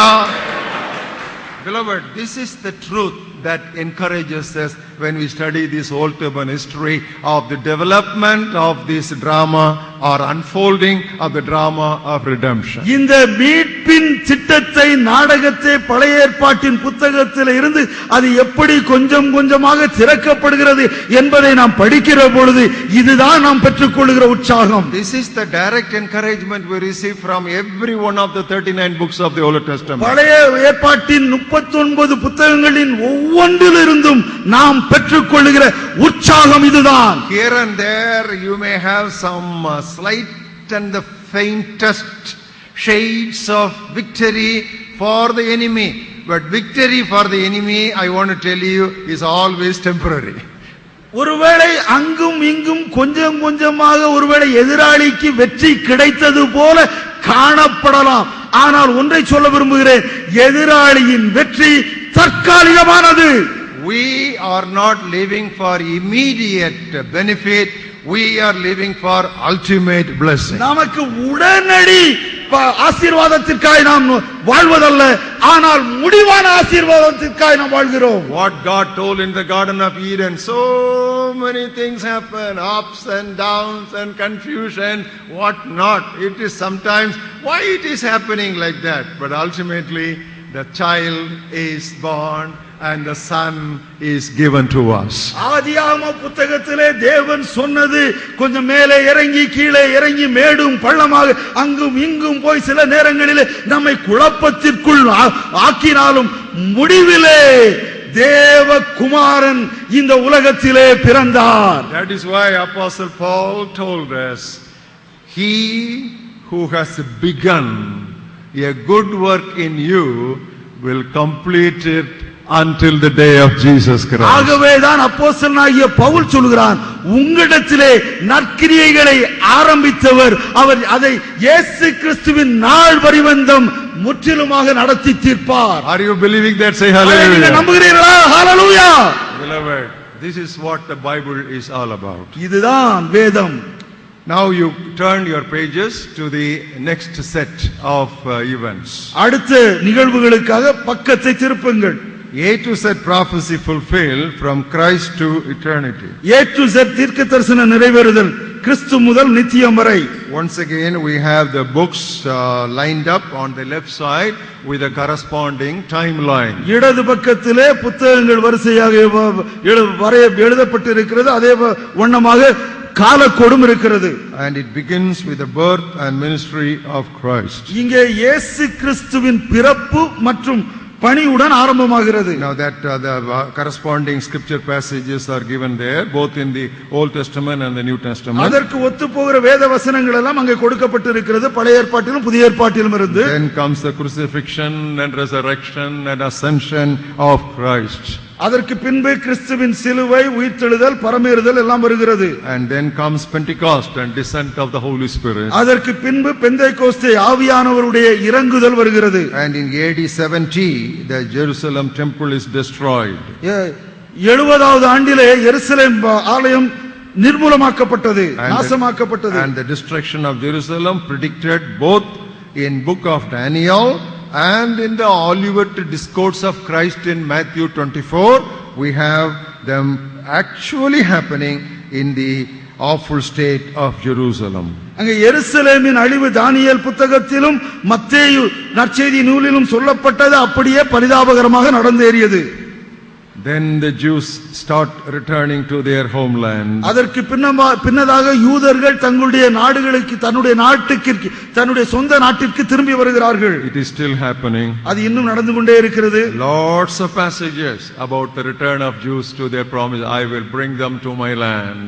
அவருடைய சொந்த தேசத்திற்கு அவர்களை கொண்டு வருவேன் என்று சொன்னதற்கு அநேக ஆதார வசனங்களை நாம் அங்கே பார்க்கிறோம். I will again give them shepherds after my heart. அவர்களை திரும்பவும் என்னுடைய இருதயத்திற்கு ஏற்றவர்களாக கொண்டு வருவேன் என்று சொல்கிறார். They shall no more be two sticks, they shall be just one stick and it will not be broken again. அதற்கு பின்பு இரண்டு கோல்கள் இருப்பதில்லை, அவைகள் ஒன்றாய் இருக்கும், அவைகள் முறிக்கப்படுவதில்லை என்று சொல்கிறார். So like that, God has given so many covenantal promises about his people all through the Bible. வேதம் முழுவதிலுமே இந்த மக்களுக்காக அநேக உடன்படிக்கையின் வாக்குத்தத்தங்களை தேவன் கொடுத்திருக்கிறார். As these things are happening, we are living in that part of time. Suddenly there will be a rapture. இது நடக்கிற பொழுது அந்த காலகட்டத்திலே தான் இன்றைக்கு நாம் வாழ்ந்து கொண்டிருக்கிறோம். அந்த நேரத்திலே சபை எடுத்துக்கொள்ளப்படுதல் ஏற்படும். So many passages are there about rapture in the New Testament, but two outstanding passages are 1 Corinthians 15th chapter and 1 Thessalonians 4th chapter. இந்த சபை எடுத்துக்கொள்ளப்படுதலை குறித்து அநேக வேத வாக்கியங்கள் வேதத்திலே இருக்கிறது. ஆனால் மிக முக்கியமான முற்றிலும் பொருத்தமான வேத வாக்கியம் 1 கொரிந்தியர் 15வது அத்தியாயம் 51வது 52வது வசனங்கள் மற்றும் 1 தெசலோனிக்கே 4வது அத்தியாயம் 16வது வசனம் முதல் 18வது வசனம். Immediately after rapture in the heavenlies, the judgment seat of Christ shall be established for judging believers, God's people, and give them the rewards. இந்த சபை எடுத்துக்கொள்ளப்படல் நடந்து முடிந்த உடனேயே அங்கே ஆகாயத்திலே கிறிஸ்துவின் நியாயாசனம் ஏற்படுத்தப்படுகிறது. அது விசுவாசிகளுக்கு நியாயம் தீர்க்கும் வண்ணமாக, அவர்களுக்கு அவருடைய கிரியைகளுக்கு தக்கதாக பலாபலன்களை கொடுக்கும் வண்ணமாக. Once the church is taken away, the restrainer is taken away, there begins a tribulation of 7-year period. இங்கே இந்த சபை எடுத்துக்கொள்ளப்பட்ட பின்பு, தடுப்பாய் நின்ற சபை எடுத்துக்கொள்ளப்பட்ட பின்பு உபத்திரவ காலம் துவங்குகிறது. And Bible scholars and students of prophecy divide according to what is given to us in book of Revelation the period of tribulation as two periods. One is for the first 3.5 years when it was just a tribulation, and next 3.5 years more intense, the great tribulation. வேத பண்டிதர்களும் வேத மாணாக்கர்களும் வெளிப்படுத்தலிலே கொடுத்திருக்கிறபடி இந்த உபத்திரவ காலத்தை இரண்டாக பிரிக்கிறார்கள்.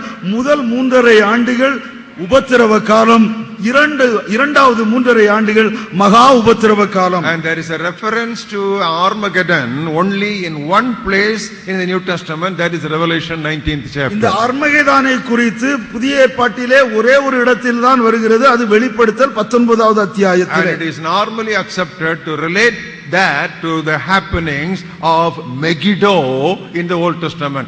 Armageddon, Megiddo in the Old Testament. இதை பொதுவாக பழைய ஏற்பாட்டிலே சொல்லப்படுகிற மெகிதோன் என்கிறதோடு கூட ஒப்பிடுகிறார்கள். அர்மகெதான், Megiddon. And then after rapture and tribulation, we have what we call the second coming of Christ, that is the public revelation of Christ. சபை எடுத்துக்கொள்ளப்பட்ட பின்பு உபத்திரவ காலத்திற்கு பின்பு இயேசு கிறிஸ்துவினுடைய இரண்டாவது வருகை, அதாவது இயேசு கிறிஸ்துவினுடைய பகிரங்க வருகை இருக்கும். Then begins the judgment of the nations. அதற்கு பின்பு நாடுகளுக்கு நியாய தீர்ப்பு ஆரம்பமாகிறது. How they treated the poor people, especially the people of Israel. I was hungry, you did not feed me. I was thirsty, you did not quench my thirst. When did we see you, Lord, that you were hungry and we did not respond to your needs? What you have done to one of these my brethren, what you have done to one of these least ones, you have not done unto me. So that refers to both the people of Israel and also the very ordinary unimportant people in the society who are not enjoying any big status or prestige. தேசங்களின் நியாய தீர்ப்பு, நாடுகளின் நியாய தீர்ப்பு இங்கே ஆரம்பமாகிறது. ஏழைகளை அவர்கள் எப்படி நடத்தினார்கள், அது மாத்திரமல்ல இஸ்ரவேல் தேசத்தை அவர்கள் எப்படி நடத்தினார்கள் என்பதற்கு தக்கதாக அவர்களுக்கு அங்கே நியாய தீர்ப்பு கொடுக்கப்படுகிறது. நான் பசியா இருந்தேன், நீங்கள் எனக்கு ஆகாரம் கொடுக்கவில்லை. நான் தாகமா இருந்தேன், நீங்கள் எனக்கு தண்ணீர் கொடுக்கவில்லை என்று சொல்லுகிற அப்படி சொல்லுகிற பொழுது, நீர் உம்மை நாங்கள் எப்பொழுது பசியா இருக்க கண்டோம், உம்மை நாங்கள் எப்பொழுது தாகமா இருக்க கண்டோம் என்று கேட்கிற பொழுது, இந்த சிறியரில் பசியா இருக்கிற இந்த சிறியரில் ஒருவனுக்கு நீர் ஆகாரம் கொடுக்காமல் இருக்கிற பொழுது, இந்த தாகமா இருக்கிற இந்த சிறியரில் ஒருவனுக்கு நீர் தண்ணீர் கொடுக்காமல் இருக்கிற பொழுது, அதை நீ எனக்கே செய்தா என்று சொல்கிறார். இது இஸ்ரவேல் தேசத்தைக்கு மாத்திரமல்ல, இந்த உலகத்திலே ஏழைகளாய் புறக்கணிக்கப்பட்டவர்களாய் கீழாக மதிக்கப்பட்டவர்களாய் மற்றவர்களால் மிதிக்கப்பட்டவர்களாய் இருக்கிறவர் ஒவ்வொருவருக்கும் நாம் எவ்விதமாக அவர்களுக்கு பிரதிக்கிரியை செய்கிறோம் என்பதின் மேலே அந்த நியாய தீர்ப்பு இருக்கிறது. Following the judgment of nations, we have the millennium.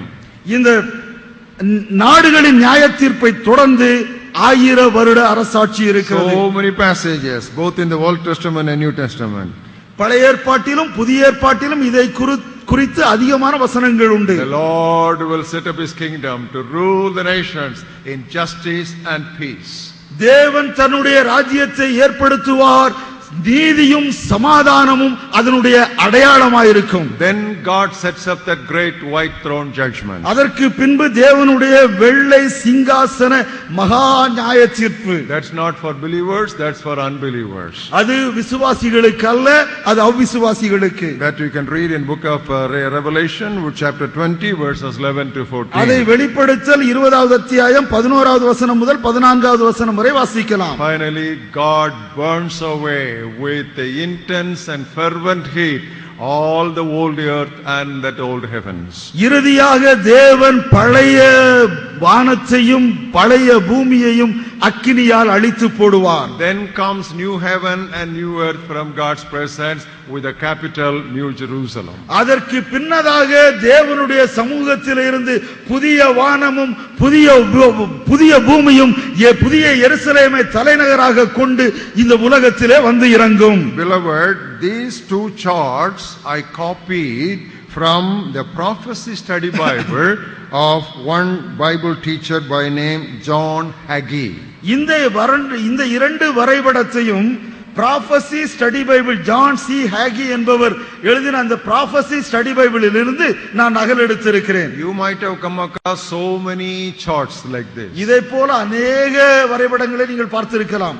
No two charts are alike. There are some slight differences here and there. எந்த இரண்டு வரைபடங்களும் ஒன்றாக இருப்பதில்லை, அங்கே சில வேறுபாடுகள் கண்டிப்பாக இருக்கத்தான் செய்யும். Because Bible scholars have got very divergent opinions on the sequence of this event, so no two charts will be exactly alike.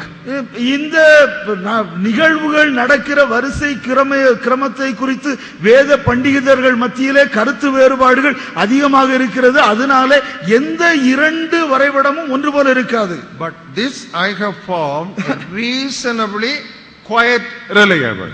இந்த ஒரு வரைபடம் என்னை பொறுத்தவரையிலே மிகவும் ஒரு சரியான நிலையிலே இருக்கிற ஒரு வரைபடம். And it is not very shady or it doesn't unnecessarily bring any confusion, because some of the passages are very confusing, but I think the author has done a tremendous work in putting them in this chart format.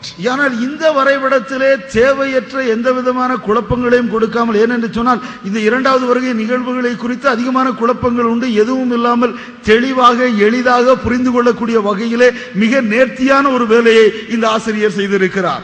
You can take Xerox copies of this chart as freely as you want for your friends and to conduct classes wherever you want. You can use them freely. இதை நீங்கள் தாராளமாய் நகல் எடுத்து உங்களுடைய வேத பாட வகுப்பிலோ அல்லது உங்களுடைய நண்பர்களுக்கு கொடுக்கவோ நீங்கள் பயன்படுத்தலாம். What are the next major events in God's prophetic calendar? இந்த தேவனுடைய இந்த தீர்க்க தரிசன காரியங்களிலே நாள்காட்டியிலே இருக்கிற அடுத்த நிகழ்வுகள் என்ன? What are the next major events in God's prophetic calendar? தேவனுடைய தீர்க்கதரிசன நாட்காட்டியிலே அடுத்த முக்கிய நிகழ்வுகள் என்ன, மிகப்பெரிய நிகழ்வுகள் என்ன? The first thing that we are all awaiting to happen any time now is the rapture. நாம் எதிர்பார்த்து கொண்டிருக்கின்ற எப்பொழுது வேண்டுமானாலும் நடக்கக்கூடிய ஒன்று சபை எடுத்துக்கொள்ளப்படுதல். You can note down the references, 1 Corinthians 15, 51 and 52. குறிப்பு வசனங்களை எழுதிக் கொள்ளலாம். 1 கொரிந்தியர் 15வது அத்தியாயம் 51வது 52வது வசனங்கள். And then 1 Thessalonians 4th chapter 16 to 18. 1 தெசலோனிக்கேயர் 4வது அத்தியாயம் 16வது வசனம் முதல் 18வது வசனம் வரை. As I told you, there are so many other passages, but these two passages are real classic and direct and succinct and very precise. நான் ஏற்கனவே சொன்னது போல அநேக வசனங்கள் இருக்கிறது, ஆனால் இந்த இரண்டு வசனங்கள் மிக பொருத்தமாக, மிக தெளிவாக, மிக நேரடியாக இருக்கிறது.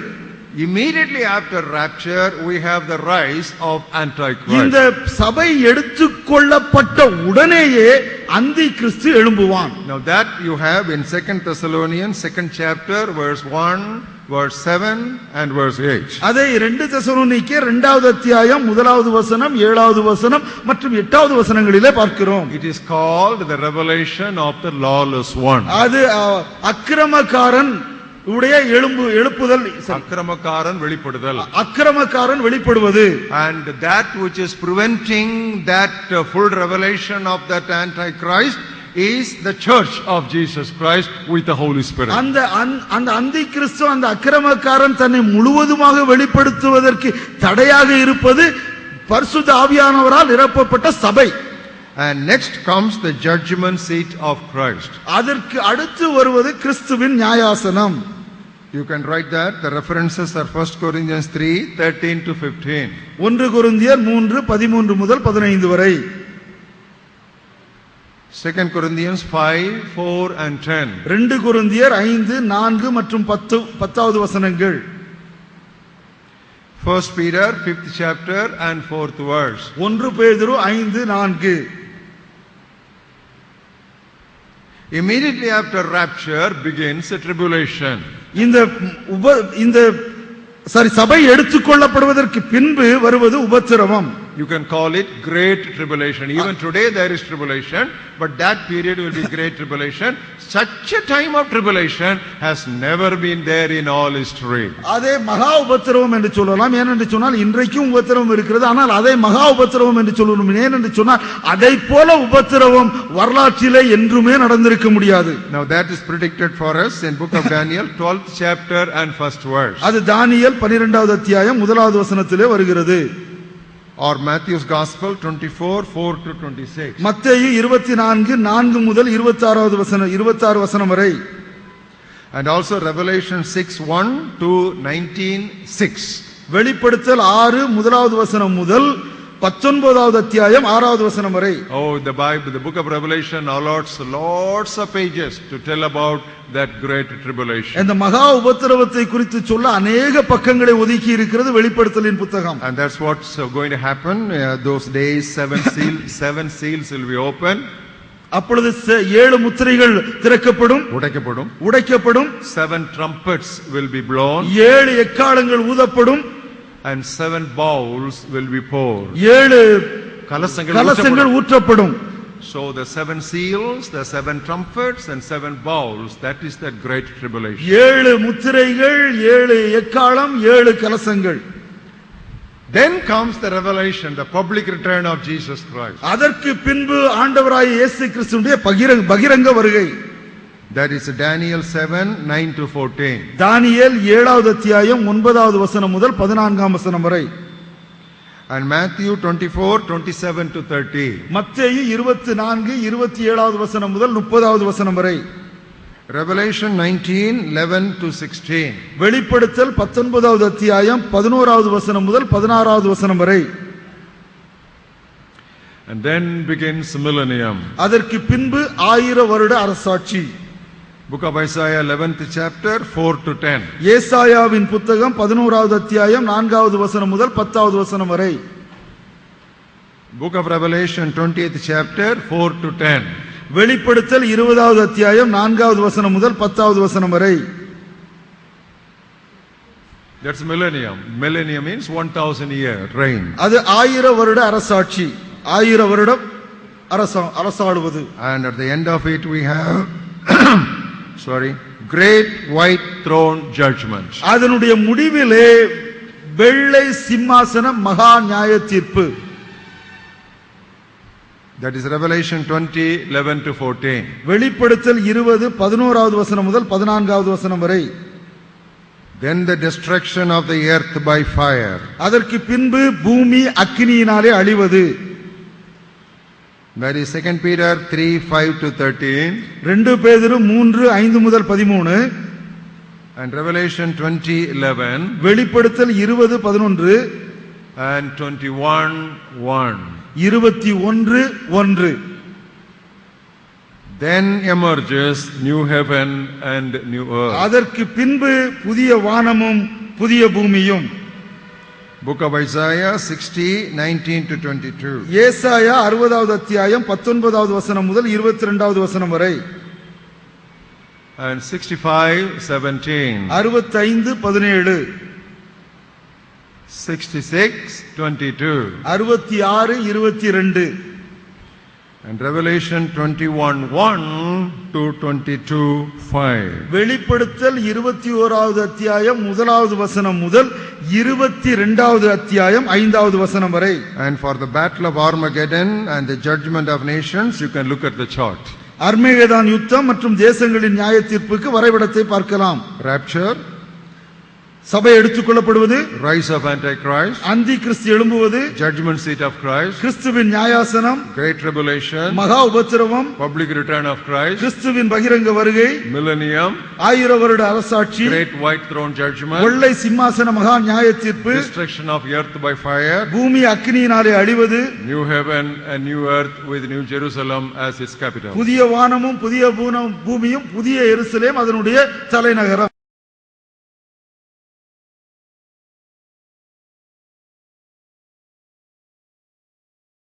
We started listing from the rapture and went on up to the final thing, that is new heaven and new earth. சபை எடுத்துக்கொள்ளப்படுவதிலே ஆரம்பித்து நாம் புதிய வானம் புதிய பூமி வரைக்கும் வந்தோம்.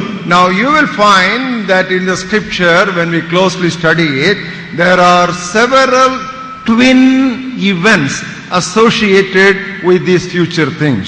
இந்த சம்பவங்களை குறித்து நாம் வேதாகமத்திலே பார்க்கிற பொழுது அநேக இரட்டை சம்பவங்களை வேதத்திலே நாம் பார்க்கிறோம். Now if you can keep that in proper understanding, many of the puzzling passages become clear.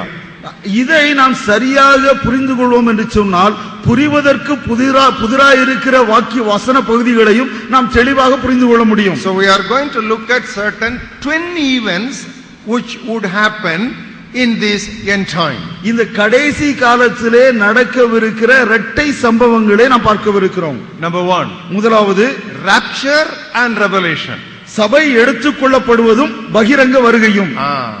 Rapture, or some people call it the secret coming of the Lord Jesus Christ, rapture and the public revelation.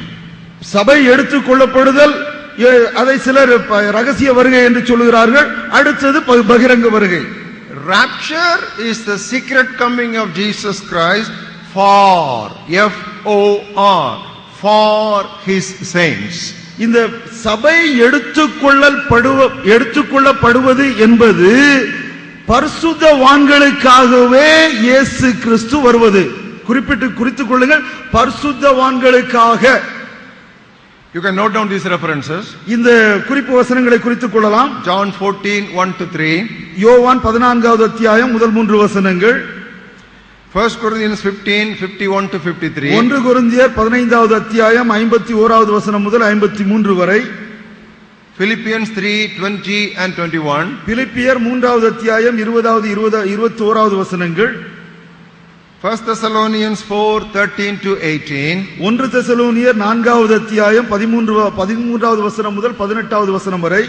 5th chapter 9th verse, 5வது அத்தியாயம் 9வது வசனம். Hebrews 9:28, எபிரேயர் 9:28, and Revelation 3:10. வெளிப்படுத்தல் 3:10. This is about rapture. இது சபை எடுத்துக் கொள்ளப்படுவதை குறித்து. And about the public appearance of Jesus Christ, which we call revelation. ஒருவேளை நாம் இயேசு கிறிஸ்துவினுடைய பகிரங்க வருகையை நாம் வெளிப்பாடு என்று சொல்வோம் என்றால், that is public appearance with WITH, with his saints. அந்த பகிரங்க வருகை பரிசுத்தவான்களோட கூட இயேசு வருவது. Rapture for the saints, public second coming or the revelation with his saints. சபை எடுத்துக் கொள்ளப்படுவது பரிசுத்தவான்களுக்காக, பகிரங்க வருகை பரிசுத்தவான்களுடன். You can note down these references. இந்த குறிப்பு வசனங்கள் எழுதிக் கொள்ளலாம். Matthew 13:41, மத்தேயு 13:41, 24:15 to 31, 24:15 முதல் 31, 2 Thessalonians 1:6 to 10, 2 தெசலோனிக்கேயர் 1வது அத்தியாயம் 6வது வசனம் முதல் 10வது வசனம் வரை, Revelation 1:7. வெளிப்படுத்தல் 1:7. This is the first twin events. இது முதலாவது இருக்கிற இரட்டை சம்பவங்கள். We'll go to the second twin events. இப்பொழுது இரண்டாவது இரட்டை சம்பவத்திற்கு கடந்து செல்வோம். First death and second death. முதலாம் மரணம் மற்றும் இரண்டாம் மரணம். First death and second death. முதலாம் மரணம் மற்றும் இரண்டாம் மரணம். First death means physical death and spiritual death. முதல் மரணம் என்று சொன்னால் ஆவிக்குரிய மரணம் மற்றும் பௌதீக சரீர மரணம். Under spiritual death, அந்த ஆவிக்குரிய மரணத்திற்கு கீழாக, please note down these references. இந்த குறிப்பு வசனங்களை எழுதி வைத்துக் கொள்ளுங்கள். Genesis 2:16 and 17. ஆதியாகமம் 2வது அத்தியாயம் 16-17. What God told Adam. அது ஆதாமுக்கு தேவன் சொன்னது. Romans 6:23. ரோமர் 6:23. The wages of sin is death. பாவத்தின் சம்பளம் மரணம். Ephesians 2:1. எபேசியர் 2:1. We were dead in trespasses and sin. அக்கிரமங்களிலே நாம் மரித்தவர்களாய் இருந்தோம். Same thing in Colossians 2:13. கொலோசியர் 2:13 அதையே நாம் வாசிக்கிறோம். This is the spiritual death. இதுதான் ஆவிக்குரிய மரணம். That is first death. அதுதான் முதலாவது மரணம். In first death also is included physical death. அந்த முதலாவது மரணத்திலே சரீர மரணமும் அடங்கி இருக்கிறது. You can note down these references. இந்த வசனங்களை குறித்துக் கொள்ளலாம். Hebrews 9:27. எபிரேயர் 9:27. It is appointed unto men once to die and then judgment. ஒரே தரம் மரிப்பதும் பின்பு நியாயத்தீர்ப்பு அடைவதும் மனிதனுக்கு நியமிக்கப்பட்டிருக்கிறது. Genesis 3:19.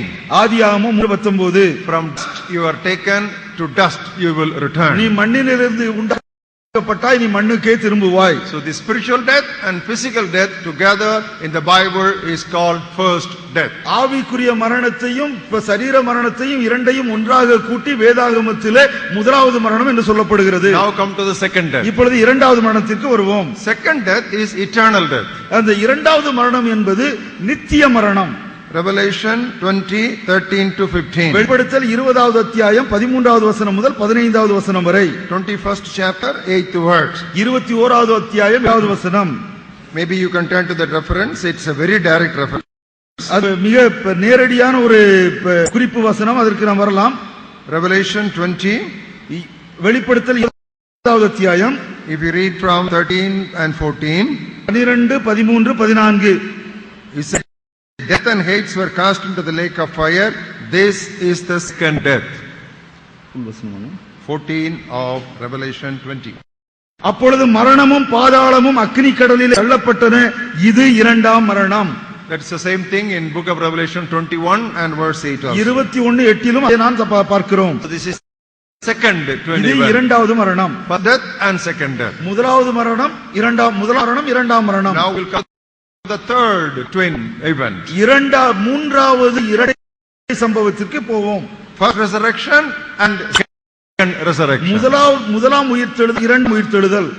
Or first resurrection and next resurrection. இல்லை என்றால் முதலாம் உயிர்த்தெழுதல் அடுத்த உயிர்த்தெழுதல். Now first resurrection is the resurrection of believers. இந்த முதலாம் உயிர்த்தெழுதல் அது விசுவாசிகளின் உயிர்த்தெழுதல். That is beautifully outlined by Christ himself. அதை கிறிஸ்து தாமே மிக அழகாக சொல்லி இருக்கிறார். Book of John 5th chapter.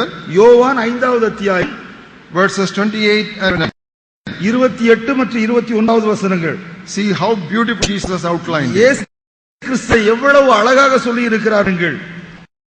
Do not marvel at this, for the hour is coming in which all who are in the graves will hear his voice. இதை குறித்து நீங்கள் ஆச்சரியப்பட வேண்டாம், ஏனென்றால் பிரேத குழிகளில் உள்ள அனைவரும் அவருடைய சத்தத்தை கேட்கும் காலம் வரும். And they will come forth, those who have done good to the resurrection of life, and those who have done evil to the resurrection of condemnation. அப்பொழுது நன்மை செய்தவர்கள் ஜீவனை அடையும்படி எழுந்திருக்கிறவர்களாகவும், தீசிறவர்கள் அக்கினியை அடையும்படி எழுந்திருக்கிறவர்களாகவும் புறப்படுவார்கள். The same thing is so beautifully outlined by Apostle Paul also. அதே காரியத்தை அப்போஸ்தலன் பவுலும் அழகாக சித்தரிக்கிறார். Acts 24 and 15. அப்போஸ்தலர் படிகள் 24வது அத்தியாயம் 15வது வசனம். Resurrection of just and the resurrection of the unjust. அங்கே அவர் நீதிமான்களுடைய உயிர்த்தெழுதல், நீதிமான்களுடைய உயிர்த்தெழுதல் என்று சொல்கிறார். The same thing prophesied in book of Daniel 12th chapter 2nd verse. அதே காரியத்தை தானியேல் தன்னுடைய புத்தகத்தின் 12வது அத்தியாயம் 2வது வசனத்திலே தீர்க்கதரிசனமாக சொல்கிறார். Says multitudes will rise again. ஏராளமான மக்கள் திரும்ப உயிரோடுவார்கள். Some to everlasting life and some to everlasting contempt. சிலர் நித்திய ஜீவனுக்காக உயிரோடு எழும்புவார்கள், சிலர் நித்திய நிந்தைக்காக உயிரோடு எழும்புவார்கள். When does this happen? இது எப்பொழுது நடக்கும்? On first resurrection, உயிர்த்தெழுதல், that is at rapture or immediately after rapture for believers. இது சபை எடுத்துக்கொள்ளப்படுகிற அதே சமயத்தில் வேலை நடக்கலாம். இல்லை என்று சொன்னால் சபை எடுத்துக்கொள்ள உடனே சபை எடுத்துக்கொள்ளப்பட்ட நடக்கும். 1 Thessalonians 4:15 to 17. 1 தெசலோனிக்கேயர் 4:15 முதல் 17. What do we read? அங்கே நாம் என்ன வாசிக்கிறோம்? The dead in Christ shall rise first. கிறிஸ்துவுக்குள் மற்றவர்கள் முதலாவது உயிரோடு எழும்புவார்கள். Revelation 20 and 6. வெளிப்படுத்தல் 20. That is the one who has found a place in residence. முதலாம் உயிர்த்தெழுதலை இடம் பங்கு பெறுகிறவன் ஆசீர்வதிக்கப்பட்டவன், பாக்கியவான். That's first resurrection. அதுதான் முதலாவது உயிர்த்தெழுதல். Then comes second resurrection. அதை தொடர்ந்து இரண்டாவது உயிர்த்தெழுதல் வருகிறது. This is the resurrection of believers or judgment. அவிசுவாசிகள் நியாய தீர்க்கப்படும்படி உயிரோடு. Revelation 20 and verse 5. வெளிப்படுத்தல் 25 and verses 11 to 14. Same chapter. After millennium. 1000 வருட அரசாட்சி நடக்கும். With me to that passage to make observation. ஒரு சுவாரஸ்யமான காரியத்தை பார்ப்பதற்கு அந்த வசனத்துக்கு திருப்போம். Revelation 20th chapter. வெளிப்படுத்தல் 20வது அத்தியாயம். You can read verses 11 to 15. 11வது வசனம் முதல் 15வது வசனம் வரை இருக்கிற பகுதி வாசிப்போம். 13th word saying, the sea gave up the dead who were in it, and death and daily to the dead who were them. 13வது வாசிக்கிறோம். சமுத்திரத்தில் உள்ள மரித்தோரை மரணமும் பாதாளமும் தங்களில் உள்ள மரித்தோரை உவிட்டன. Did you ever notice why only sea is mentioned? இங்கே ஏன் சமுத்திரமாக சொல்லப்பட்டு இருக்கிறது என்றைக்காவது நினைக்கிறீர்களா? Those other than ground transport, the only transport available was sea voyage. No aircraft available on that. இங்கே விட்டால் அடுத்து இந்த பயணம் வசதி இங்கே கடலிலே பிரயாணம் செய்வதுதான். ஏரோப்ளேன் பிரயாணம் இல்லை. In other words, the point that the author is trying to stress is whether you are buried or not, or you sunk in the sea, wherever you are, from there you will be. இங்கே ஆக்கியோன் நீங்கள் அக்கண்ணப்பட்டிருக்கிறீர்களோ இல்லை சொன்னால் அதை குறித்து நீ எங்கே இருந்தால் அங்கே எழுப்பப்படுவீர்கள். For the fourth judgment seat of wrath and white throne judgment. கிறிஸ்துவின் நியாயாசனம் மற்றும் வெள்ளை சிங்காசன தீர்ப்பு. Judgment seat of Christ on one side and white throne on the other side. உறக்கத்திலே கிறிஸ்துவின் நியாயாசனம், மற்றொரு பக்கத்திலே வெள்ளை சிம்மாசன தீர்ப்பு. இந்த நியாயம் என்பது விசுவாசம். அது not to declare to heaven. They are going to heaven to give them divorce. அவர்கள் பரலோகத்திற்கு போக வேண்டும் என்பதை தீர்மானிப்பது திருமணம் செய்ய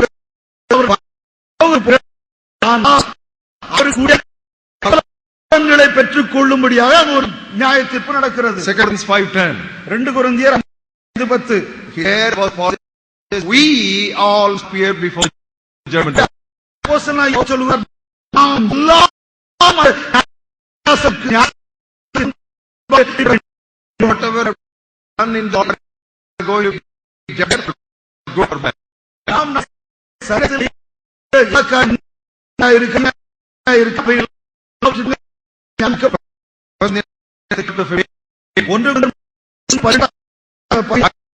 foundation. நான் அஸ்திவாரம் போடுகிறேன். Let each man take care how and what sort of material he gets in the building. ஆனால் ஒவ்வொரு எவ்விதமாக எப்படி கொண்டு கட்டுகிறான் இருக்க வேண்டும். Declaration. நாளாகும் The Bible takes material with and he fire he will see.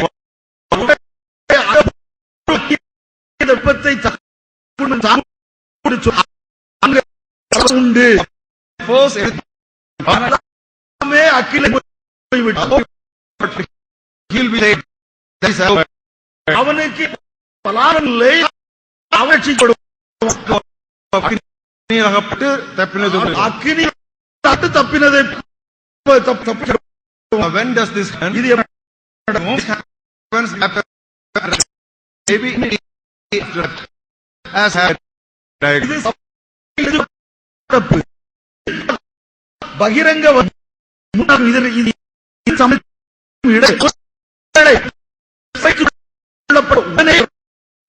rewards in what will follow crumbs. புரிந்துள்ள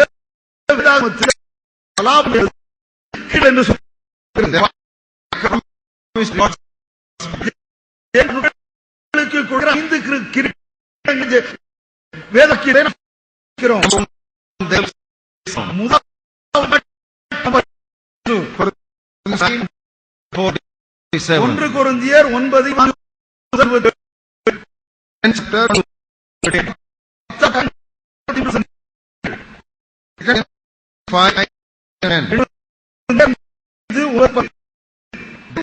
9 soul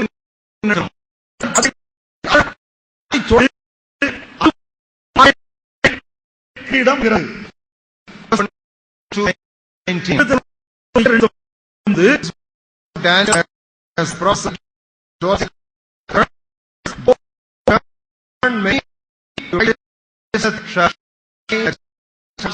forever.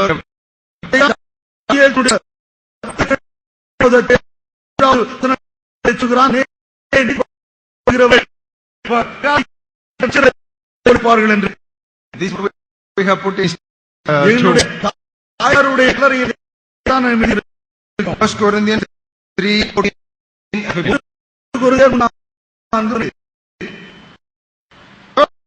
One is shepherd sound. Peter,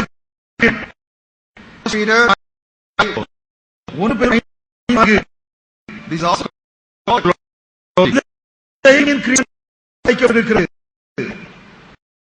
you can 1 to 4. What you should not as a pastor, what you should not as a pastor, what you should not as a pastor, not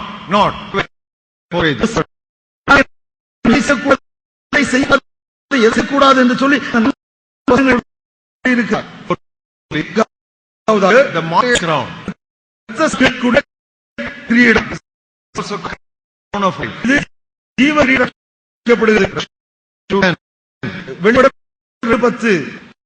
Day 1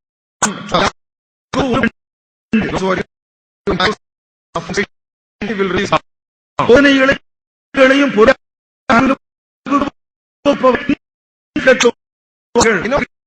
the word are used around. Great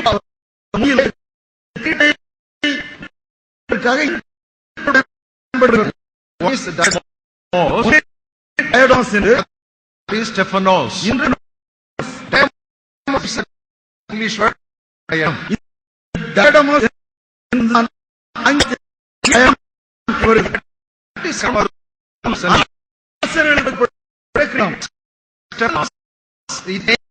It was the Stephen.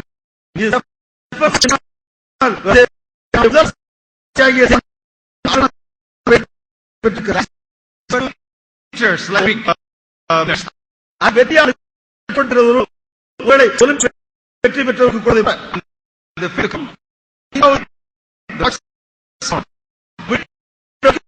கொடுக்கப்படும் கிரியா Also called town of அது நீதியின் அழைக்கப்படுகிறது.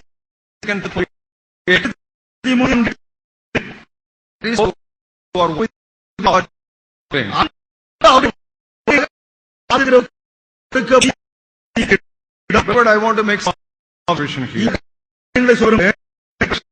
It's not a word. Salvation is not a word. Salvation is ரட்சிப்பு ஈவு given what we ask.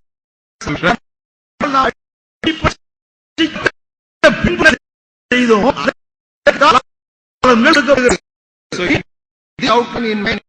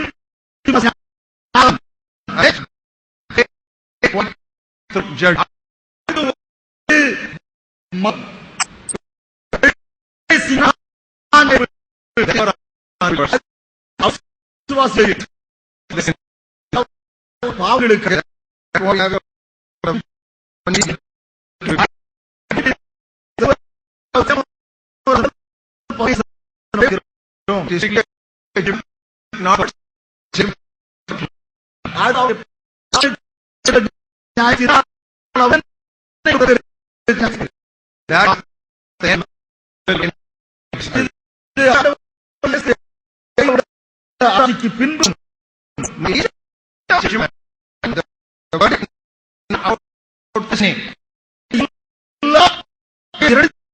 தீர்ப்பிலுமே அவர்கள் ஏன் போகிறார்கள்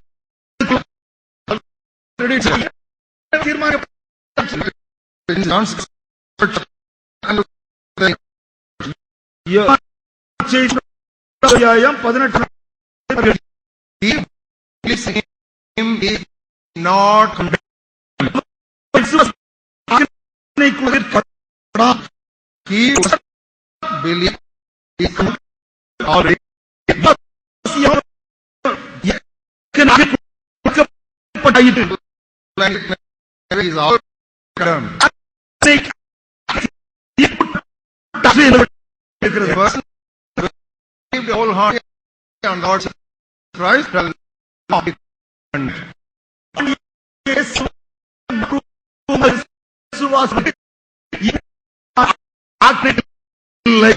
He was not one of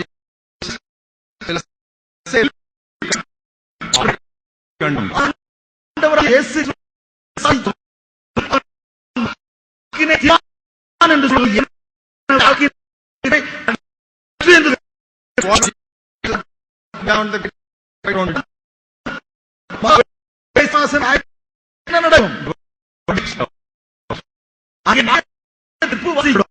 that's all. Now this final end. Beloved,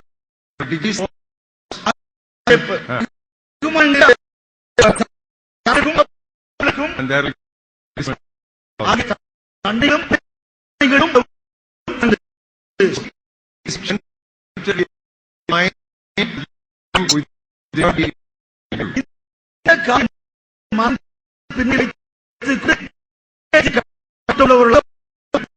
Now read all these verses.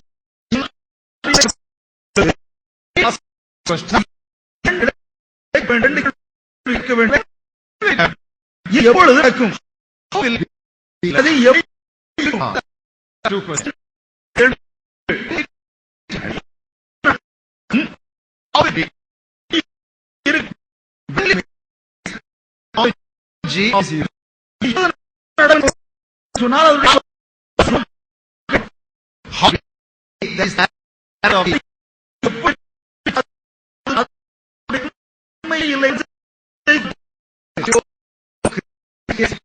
So in there day of the character of the events. இந்த பொறுத்த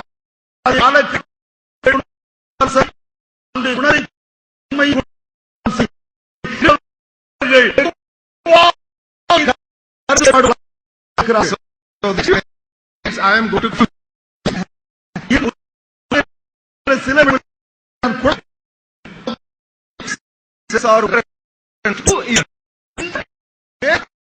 வேறுபாடுகள்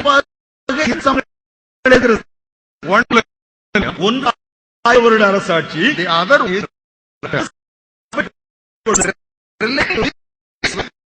so many points of opinion.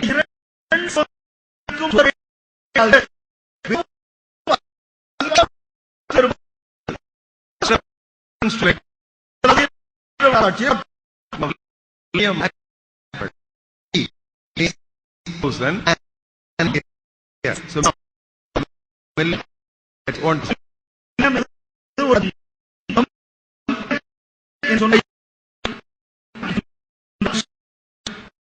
so that different இந்த அரசு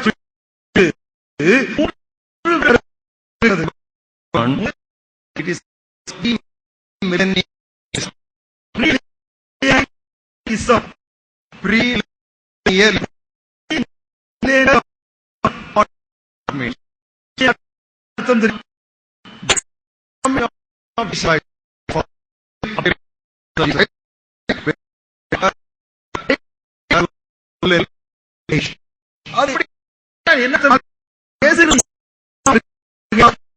பகிரங்கை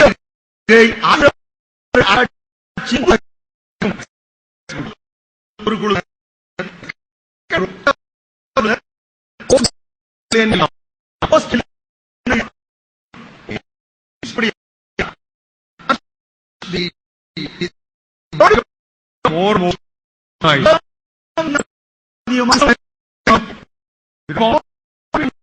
more Christian.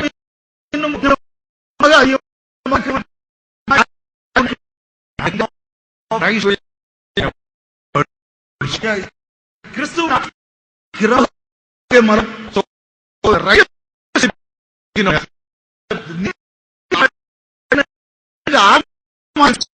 the end of the year will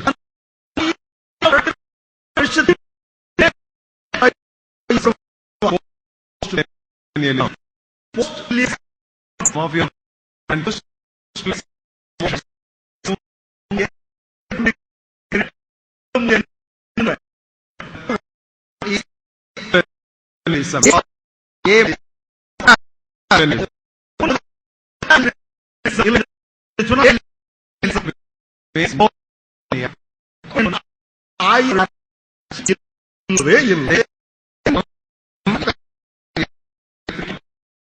இந்த அரசு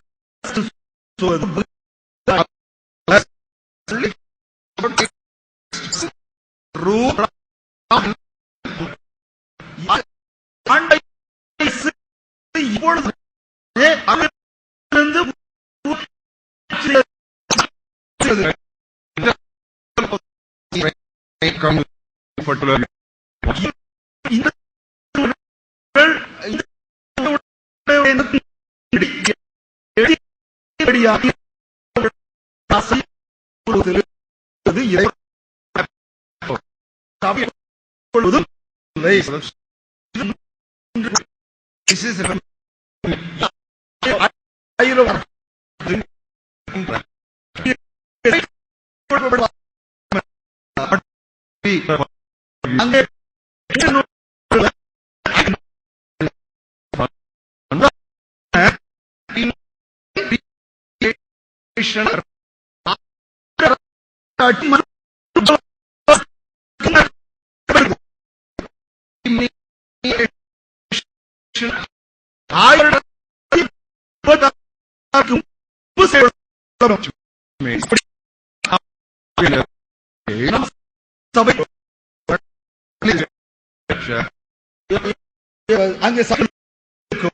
then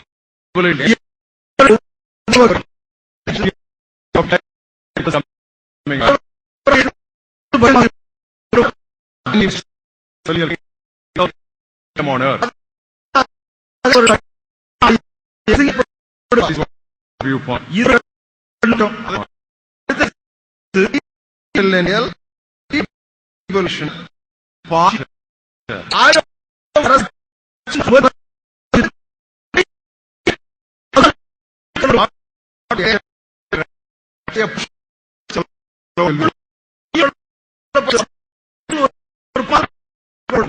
What is the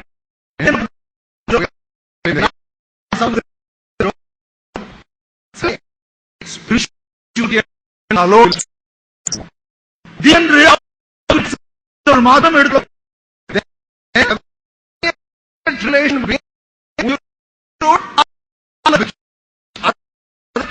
தொடர்ந்து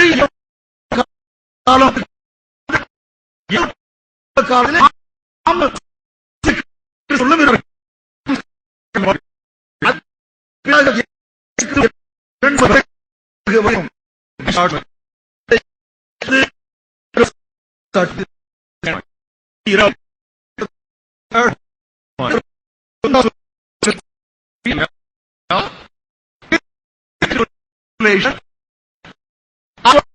அரசு காசு அப்படி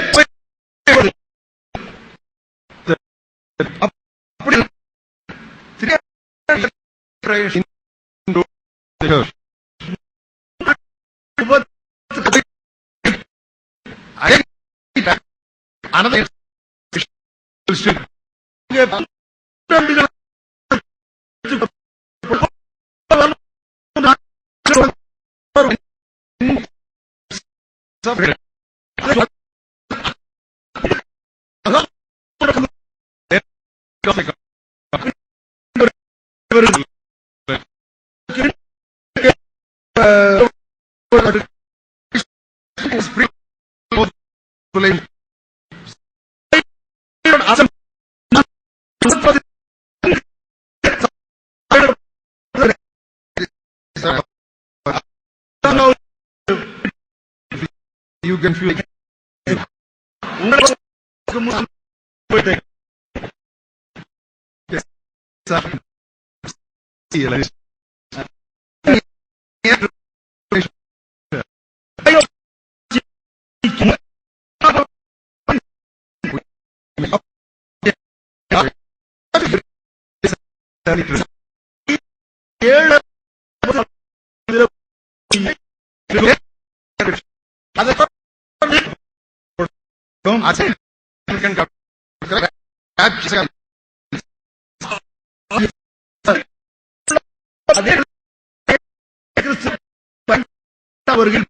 begin when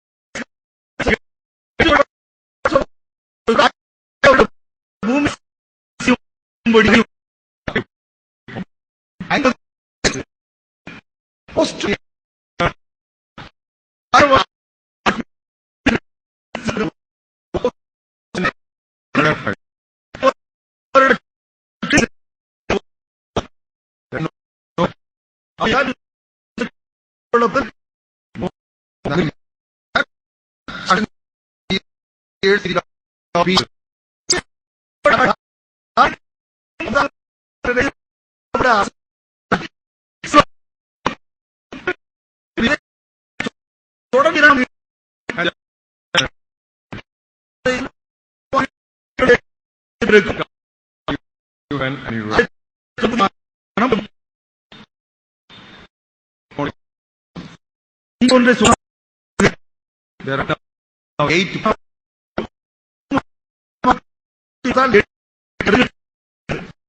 there are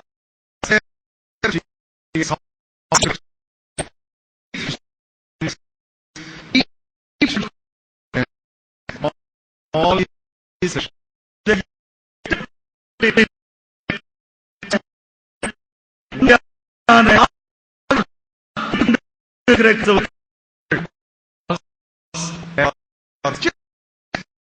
to somehow say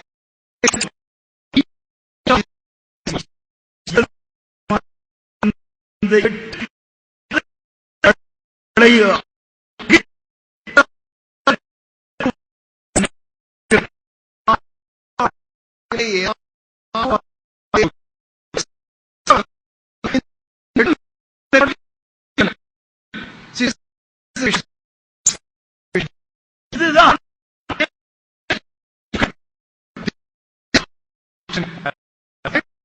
Christians like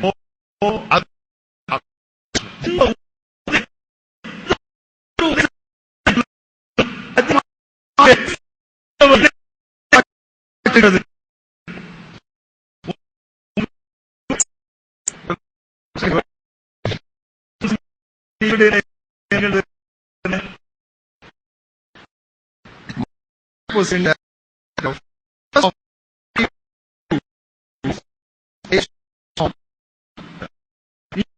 இந்த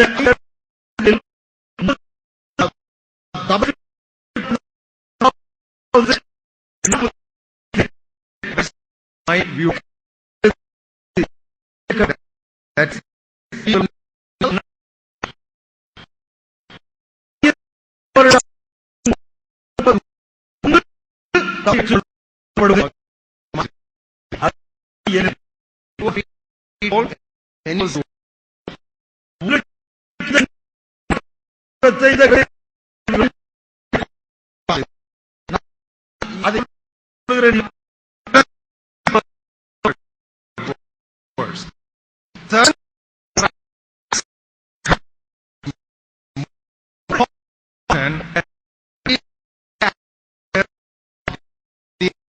Soviet mess.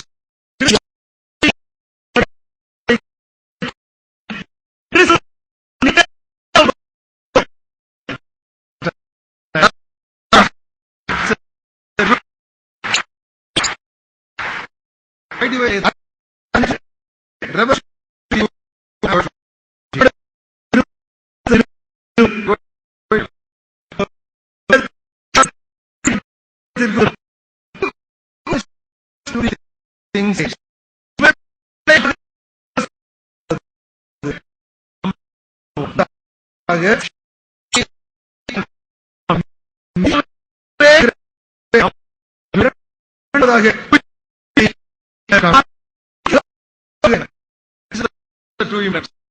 இரண்டும்